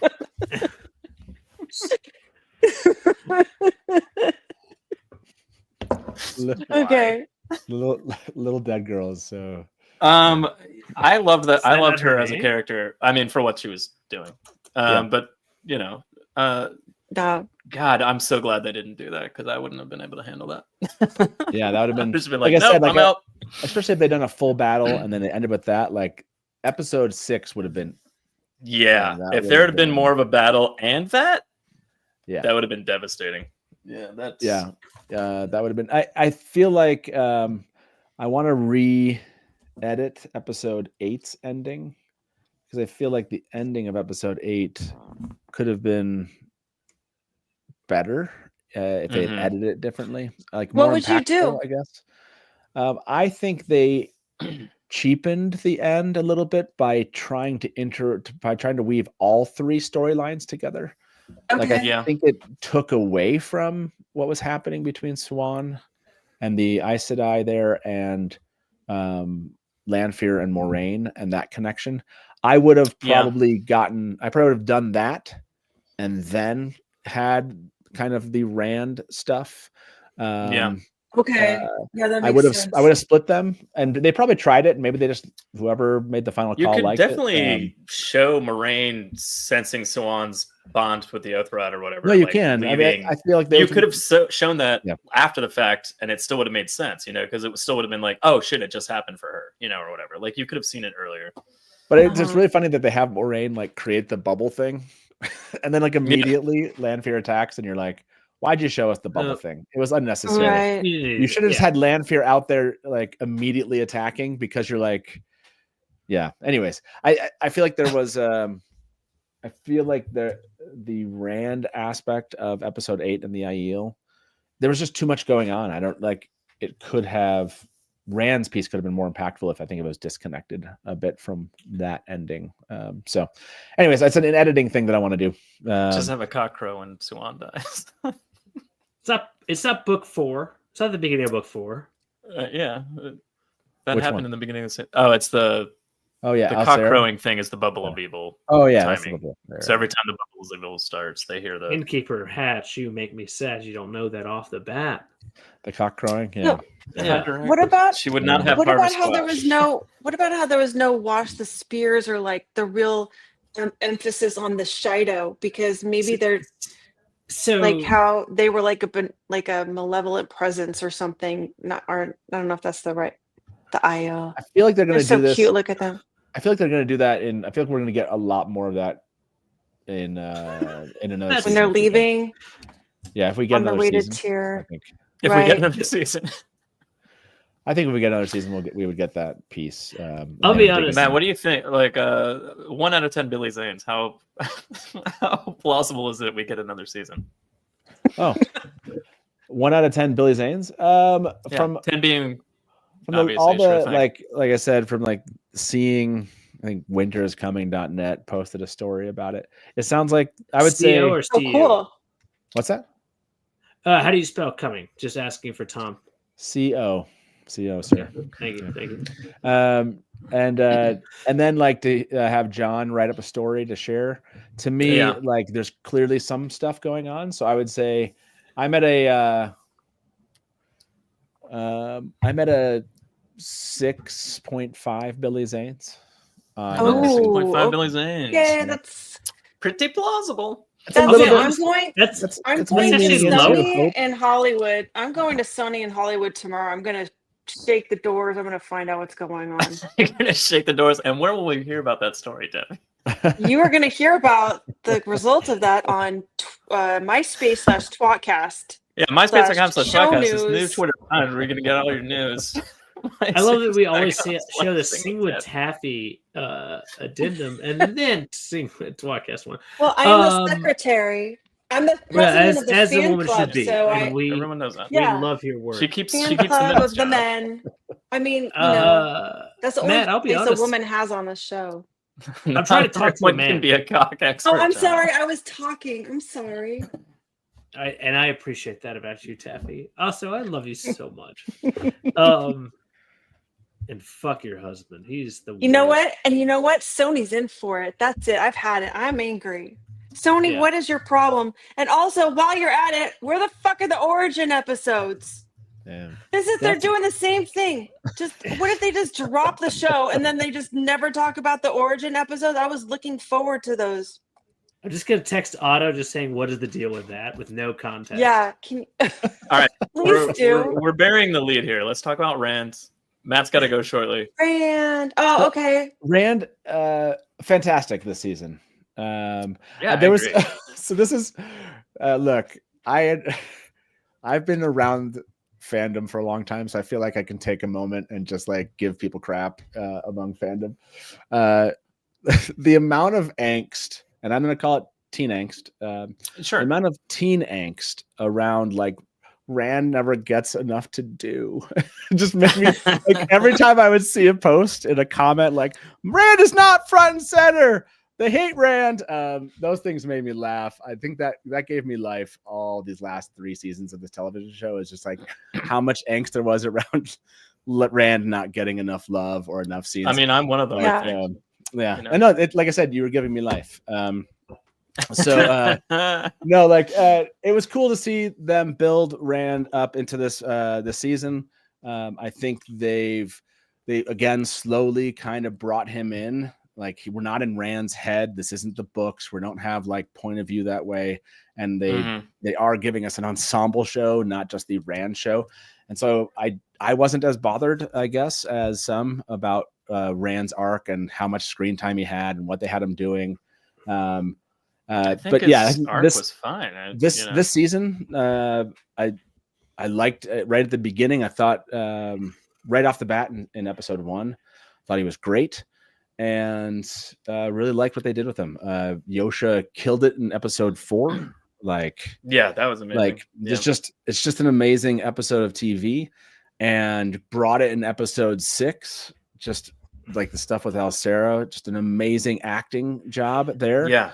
And episode 8, I wanted something a bit more than they gave us. I don't know if it's just like in my head. Like when Rand was talking in the books, like it just felt like everyone could hear him, and it felt like he was screaming down in kind of like a lower bowl. And it didn't feel as like, I don't know what the word is. One of the big parts about the Golden Bowl is that like he's looking at Couladin like he's a lunatic because he's shouting and he's like, "You just talk. That's what you're supposed to do down here." I just feel like but Yosha was shouting, and I get it. It's a show, and they have to, Like episode 8, I wanted to be a bit more epic for him, but I overall, Rand Yosha. It would have been a little weird if Yosha was just like, "Yeah, I'm the Dragon Reborn." Like just really quiet. Yeah. But I mean, I get why they changed it for the show, but it's too obvious. Like I don't want to yell over anyone except for women, but like it just feels too obvious. The fact that like it's supposed to be the Golden Bowl, right? Like they actually name it that. So you assume it's a bowl, right? So you would assume that acoustics are obvious, that kind of thing. And they give him this like, what? Fucking nothing, like this, like it looks like my wife's vagina. It's just sandy and dry. There's nothing going on here. Like there's no like acoustics going on. There's no fucking like just put a little bit of work into it to make it actually like have that. Like to me, it's very disappointing. Like, why not? Legitimate question. My dumb jokes aside, I could have told him there's acoustics in this bowl, so you don't have to yell. Yeah. Why not? Why not? Again, it's the drama of the scene. They want the actor to be able to be like, right? But wouldn't the drama of the scene actually be in an actual fucking dome? Or not a dome, but like in a bowl? It would have been cool if they had shown him speaking a little less like vehemently than Couladin, and then to people shown it from the Aiel's perspective and just had his voice reverberating around them. Yeah, I need the reverberation, cool. And I think it's just like I think that's an editing thing that they could have given us, and I really wonder why they didn't. Like it just felt like it was missing. But honestly, I don't think it takes away from Rand's like the overall Rand and Yosha that performance this season. Kind of carried it for me like that. I'll always walk away from season 3 like never forgetting some of these episodes and his performance in it. So that was really cool to see among fans. Like episode 4, seeing even like fans that hate the show come in and be like, okay, that was a cool episode. You should just go watch that episode. That's awesome. Just watch that one. We should make Tom just watch that one. Yeah. I think he was just watch fantastic. The only episode, like, I don't think he. Like, again, I won a little more in a couple spots. I think it was fantastic in many areas. Episode 7, I don't think it was very interesting personally. Like, first of all, is episode 7 in our list today to discuss? No. Yeah, of course. It's a if Yosha's there. I bet he's not in episode 7, is he? No, it's all. Well, that's the problem. It's called emoting. No, I love random. I emoted twice. Yosha getting more to do in the Wheel of Time. That's what I walked away from this season was like, I need more Yosha and Rand in these upcoming. Yeah. Happen. Like, what about I mean, I've heard the word character assassination said a couple of times about like the Lanfear Egwene triangle that they did, and basically he cheated on her and all that shit. Valid point. Yeah. And I like parts of that I agree with, and I'm just like, yeah, you're right. You're really putting him in a weird corner of being like a real shitbag, which is not Rand from the books, you know. No, but like, I mean, again, it's a really weird. I don't know if it's just like an American thing that we do, but it's like him in the books, just like murdering people in book 3. Like that didn't assassinate his character. It's that that is American. It's like he slept with Lanfear. No, like, it's more. It's more that the Egwene relationship was carried forward into that, and like made, and now there's like a weird falling out between them. That Rand is something that he's affected by, like a Forsaken coming after him, and that he has like some pull to like a previous relationship.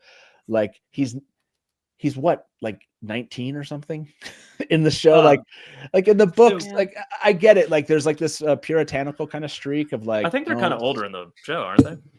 No, I don't think they aged up Rand. Enough. I don't think they aged up Rand like a lot. I think he was supposed to be like 19 or 20. Like in the show isn't like he's 25 or 30 or something like that. So I think it's 21. No, I feel like this is the character assassination thing feels a little bit it feels a little bit like trying to find a reason to hate the show for what they did to the characters versus not making an interesting story. Like, I don't feel like Rand is somehow like a bad dude now or something. Like I don't know. I don't buy the idea that he's like a terrible person because of that. It does feel like a bad idea to shoot your main character in the phallus if you're trying to have another season.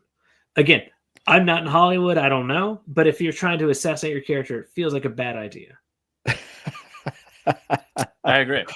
I guess that's kind of my point. So, Matt, whether you took it that way or not, it's a lot of people did take it that way. So it's like that's a choice that they made to like weave those relationships together to where their breakup was about him having sex with a fucking Forsaken. And that level of betrayal and like what that means in terms of like who Egwene is as a person versus who Rand is as a person does change per people's perspectives on the character. No, but they said it assassinated his character in season 1, right? Like as soon as they were like, "Oh, he's having sex with Egwene. This is like ruined my coming of age story." Oh no, that's silly. That's ridiculous. No. What I'm saying is like that was the narrative that came out of season 1 by the same people that are angry about this. By the way, I never read. Okay, I disagree. As a person who's moderately angry about the later part, I am not angry about the former part.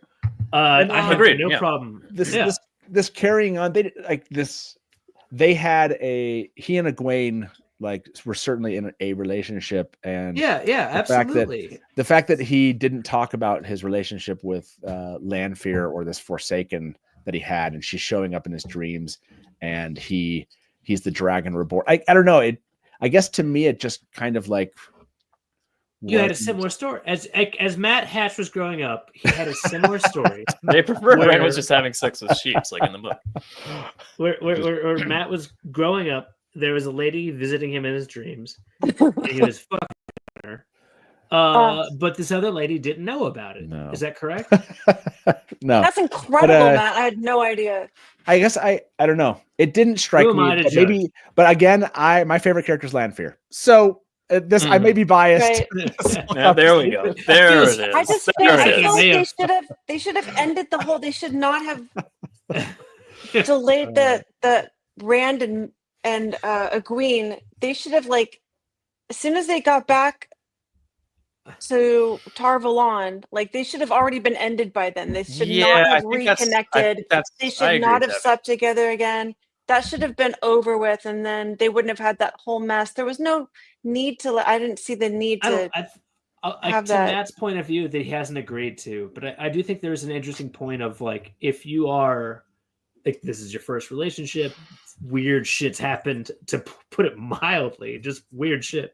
You know, your girlfriend's been captured, sodomized, or whatever the fuck else happened. They're not sodomized, but enslaved and all that. You know, totally normal thing to happen when you're in your late teens, early 20s. And you try to get back together. I can understand trying to do so. Like Rand's doing it out of guilt to like take care of her type of thing. Again, like Rand, once he finds out that what Lanfear's doing, it's over, right? Right. Yeah. It's definitely a weird position. Like if we go to late book 2, early book 3, Rand, I guess just early book 3, Rand of like, well, you were my girlfriend and all this shit. You kind of like, so what, you know, how was your day? And her response was, well, I revisited my torture from being like, you know, literally captivated, you know, and you're like, oh, it's melodrama. I don't know what to say. Like people want to not like all it is melodrama. And that's what they did is like how to make this even crazier, keep him in a relationship, how to make this even more impactful, have her be torturing him. And when she finds out how to make this a huge, like blow up break, well, have him be cheating on Egwene. Like it just feels like for the purpose of the melodrama. And but that's the thing, though, is that you were doing just fine until I heard Taffy be on her very phallic point But you know what? I'm like a rare chick. I'm not into like. I know a lot of people. I shouldn't just say women, but people in general. They like that from shows. Like there's a lot of shows that are super popular I would never watch. And they're all like drama, fighting, cheating, scandal. I don't like any stuff like that. I think it's boring kind of. So I think what Matt's saying is really valid. Like people do like that stuff. So I guess that kind of. When are you ever over your first relationship? And then D came in and said, when Lanfear shows up. Yeah. No, I think he has a relationship with Egwene. Egwene breaks up with him, and then he has a relationship with Lanfear. Then he gets back with Egwene. So is he cheating on Lanfear with Egwene when he gets back with Egwene? Yeah, I don't know. And then he gets back with Lanfear. They didn't really make it that's the thing. This season, it wasn't really clear what was going on with their relationship. What I'm saying is like he breaks up. They don't have a relationship, and then he has a relationship with Lanfear. So like, again, it's just I feel like they're just having their. You can go down the character assassination route. I think the writers are literally just doing what I mentioned to Taffy is just making it really melodramatic and. Because they want this breakup between Rand, it's clear what they're trying to do with Egwene, which is make Egwene not trust Rand. In the books, Egwene's angst against Rand doesn't actually make any sense. In this show, it will make a lot of sense.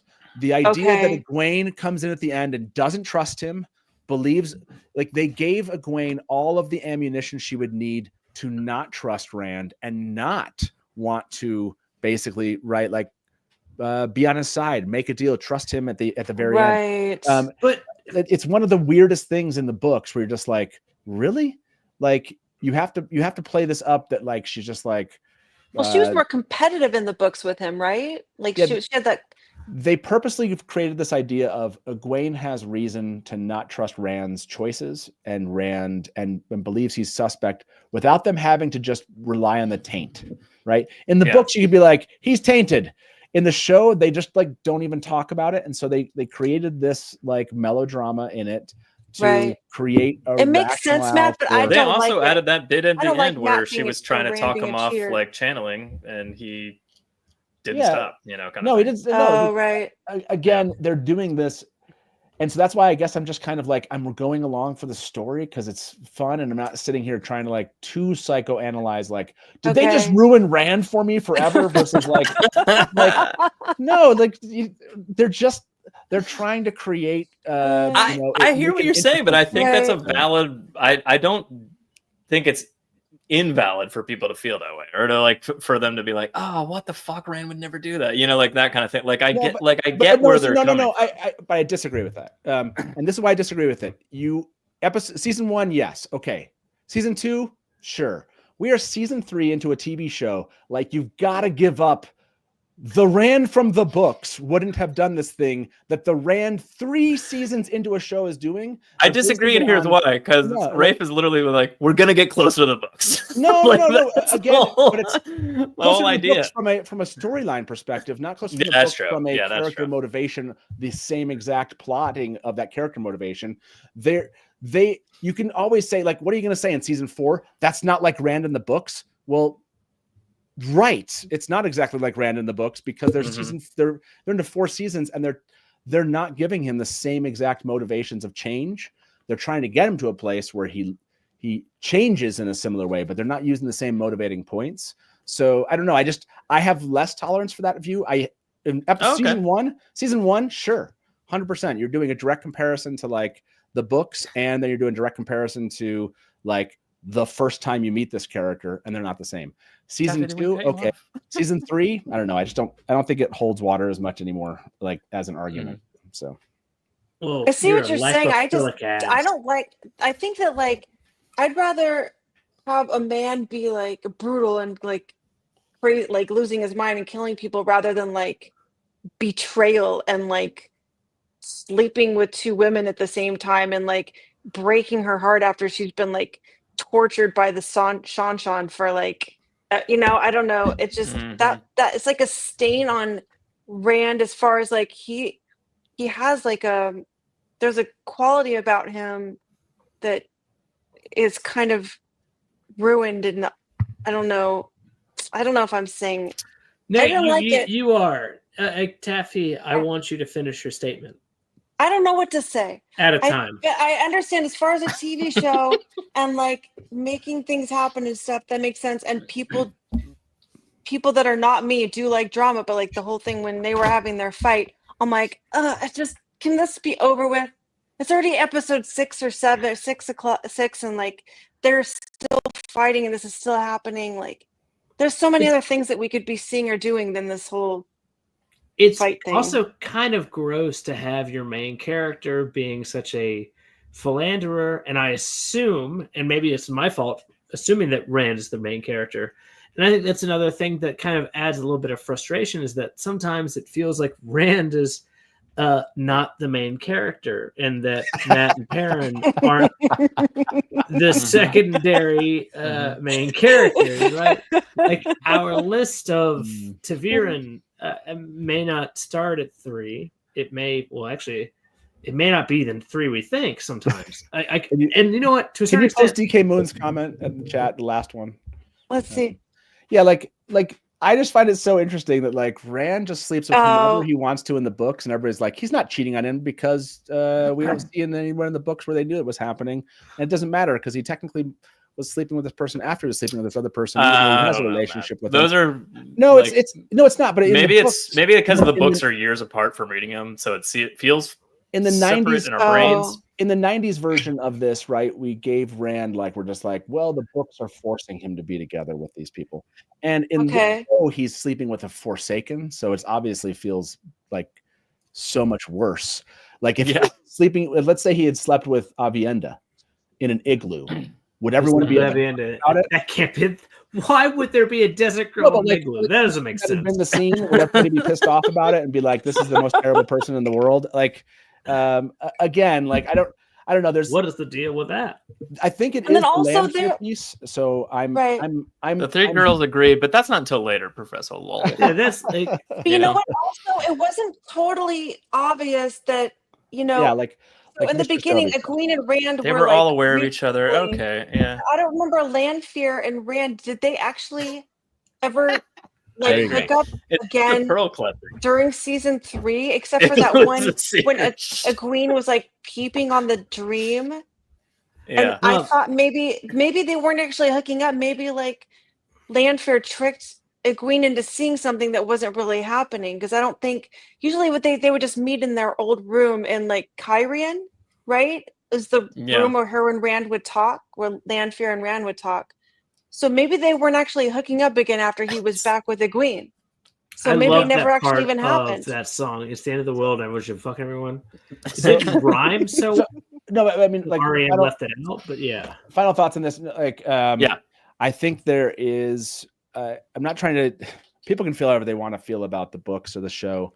I'm saying like it doesn't bother me to the degree as it bothers some people, but other things like Lan peeing on a tree bothers me. I get it. Like what I'm saying, I guess what I'm saying is like where's he supposed to pee, Matt? I'm enjoying the stuff that I enjoy, and I don't get up in arms about the stuff that doesn't bother me. But I understand people feel however they want to feel. This one just didn't. Yeah. This one didn't. It made it more impactful. I actually thought that scene between Rand and Egwene was amazing. Like, the books do a terrible job of relationship discussions. Like people having discussions about relationships, and like that's just not a thing. Like there's not great discussions it's like about book relationships. 12, and Egwene's like, I guess I can let him go. Yeah, well, there's like there's a conversation kind of thing, and you're like, what? It's been a million years ago. I mean, like Fael and Perrin, and I was like, that was like the most in depth like a couple has just sat and dissected some aspect of relationship. I think that I actually thought the Perrin and the Rand and Egwene scene was like hard to watch, and it was like it was like real, and she felt like it felt like a very real moment. Now, is it like the most compelling aspect of what I remember reading the books? Like the relationship side? No, because that wasn't really a dominant piece of the books. But I actually thought it was like if I go back and watch that scene, I actually think it's like a really, really well-crafted scene between two immature kids that are still like coming out of their village, and all these things are thrust upon them from a responsibility standpoint, and they still have this messy relationship that they're trying to work through.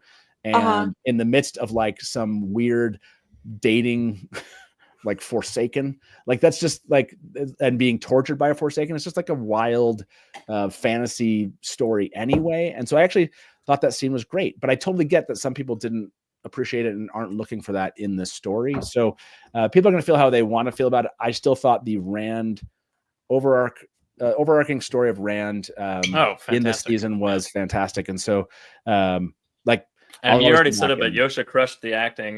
Taff, do you have any closing Rand thoughts? He just really, I feel like I'm watching freaking Randolph Thor every time I look at him or hear him talk. Like he just really embodies Rand. He's just like so awesome. We're so lucky to have him. He's the cutest. Feel a little fed up in terms of the taint at the end when he's just not ending using the power, and Egwene's like, Rand, stop, and he just kind of like glares at her. But I don't mind that it's sped up because we're on a truncated timeline with the show, so it's like get us there faster. Started laughing, and he's all Oathbreakers, ha ha ha! Started laughing. Yeah. You could see it was starting to it was really creeping in. I mean, I know we talked about it already, but Rand with the little girl was like I thought Yosha just crushed that. Like he looked mildly insane while he was trying to like reanimate. Like the smile, and he was crying and smiling at the same time, and you're like, this is fucked up. It's messed up. I thought he just crushed that 100%. Thank you for telling us that they actually shot the puppet stuff with her. Oh yeah, that's amazing. Because then that's awesome. A great. It's a great. Also, I'm almost more thankful I didn't see it. It's a great interview. You should go watch it. Not because Innkeeper Anas and I are doing anything other than just kind of like giving a platform for Yosha to talk about his character for 10 minutes, and the stuff that he shared was awesome. And that was one of the things he shared, and I was like, yeah, that would have been wild to see. It's really fucking cool. He was cool. And that's at puppetstuff.com. Yeah, when is that? What's the date of that one? Where can people find it? We'll put a link on MySpace. I don't actually know what puppetstuff.com is. Yosha interview. Probably the answer is no. Do not go to puppetstuff.com. Puppetstuff.com. Yosha interview. Sarah Puppet. I'll find the. Yeah, just look up Dusty Wheel and Yosha. Yeah, just look up Dusty Wheel, guys. Why Well, are you we making don't that work right now? advertise. Was that for just in the other last couple people. months? Is that like a? Yeah, Was that it just like the last happened month? like last month or so. We Oh, we cool. don't Okay. advertise for people who do real shows Yeah. with real research with real guests. That's not our series. No, not that's our- definitely like that's an interview Totally- I definitely totally want to listen Yeah. to. That sounds really cool.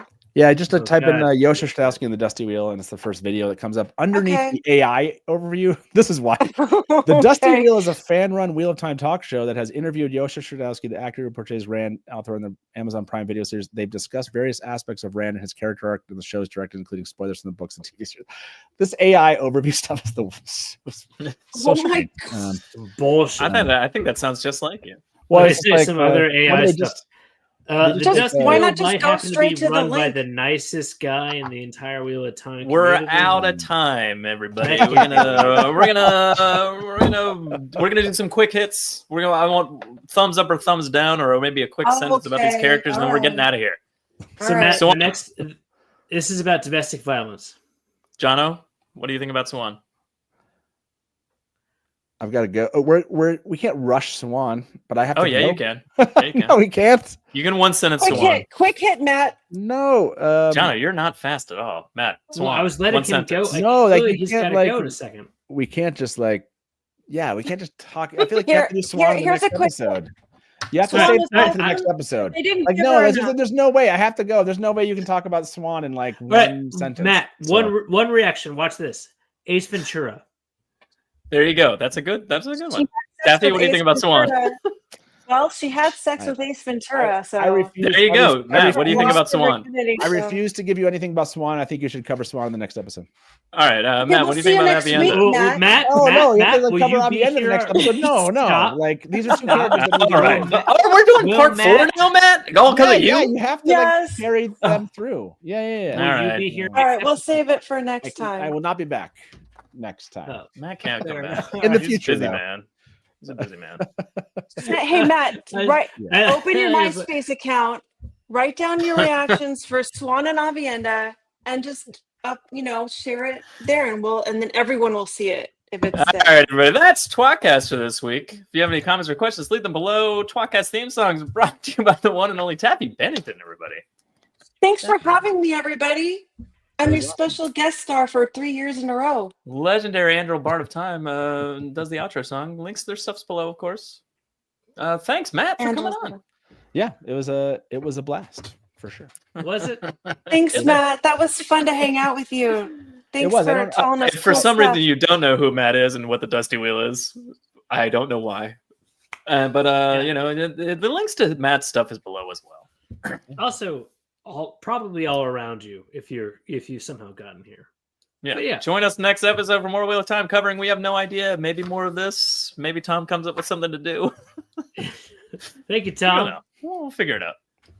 I'm Joe. Say goodnight, Jono. Good night, Jono. And Taffy.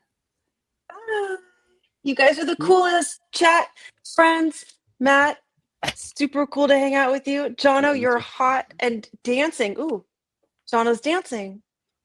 Let's see your hills of Chanchico, Jono. Oh, There they are. The change, Amazing. you filthy animals. Very sad.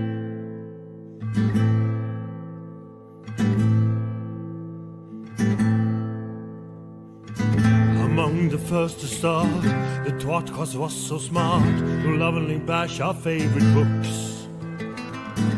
But that was long ago, and now they've grown the show, and now they got us in their hooks. Don't throw coins to these bastards, they need bars of gold at least. Someone please keep them afloat. Now let's listen as they once again ramble through a book. Let's get the fucking quote.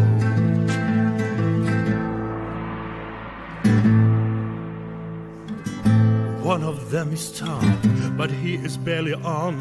Sometimes he calls into the show. Another one is Jono. Is he their joker? Oh no. And Joe, is he the stupid one? Welcome to the tWoTcast. We will share our love love for books and all our hate in every episode. We'll entertain you, make you laugh so hard you barely can stand up. That is the tWoTcast Go.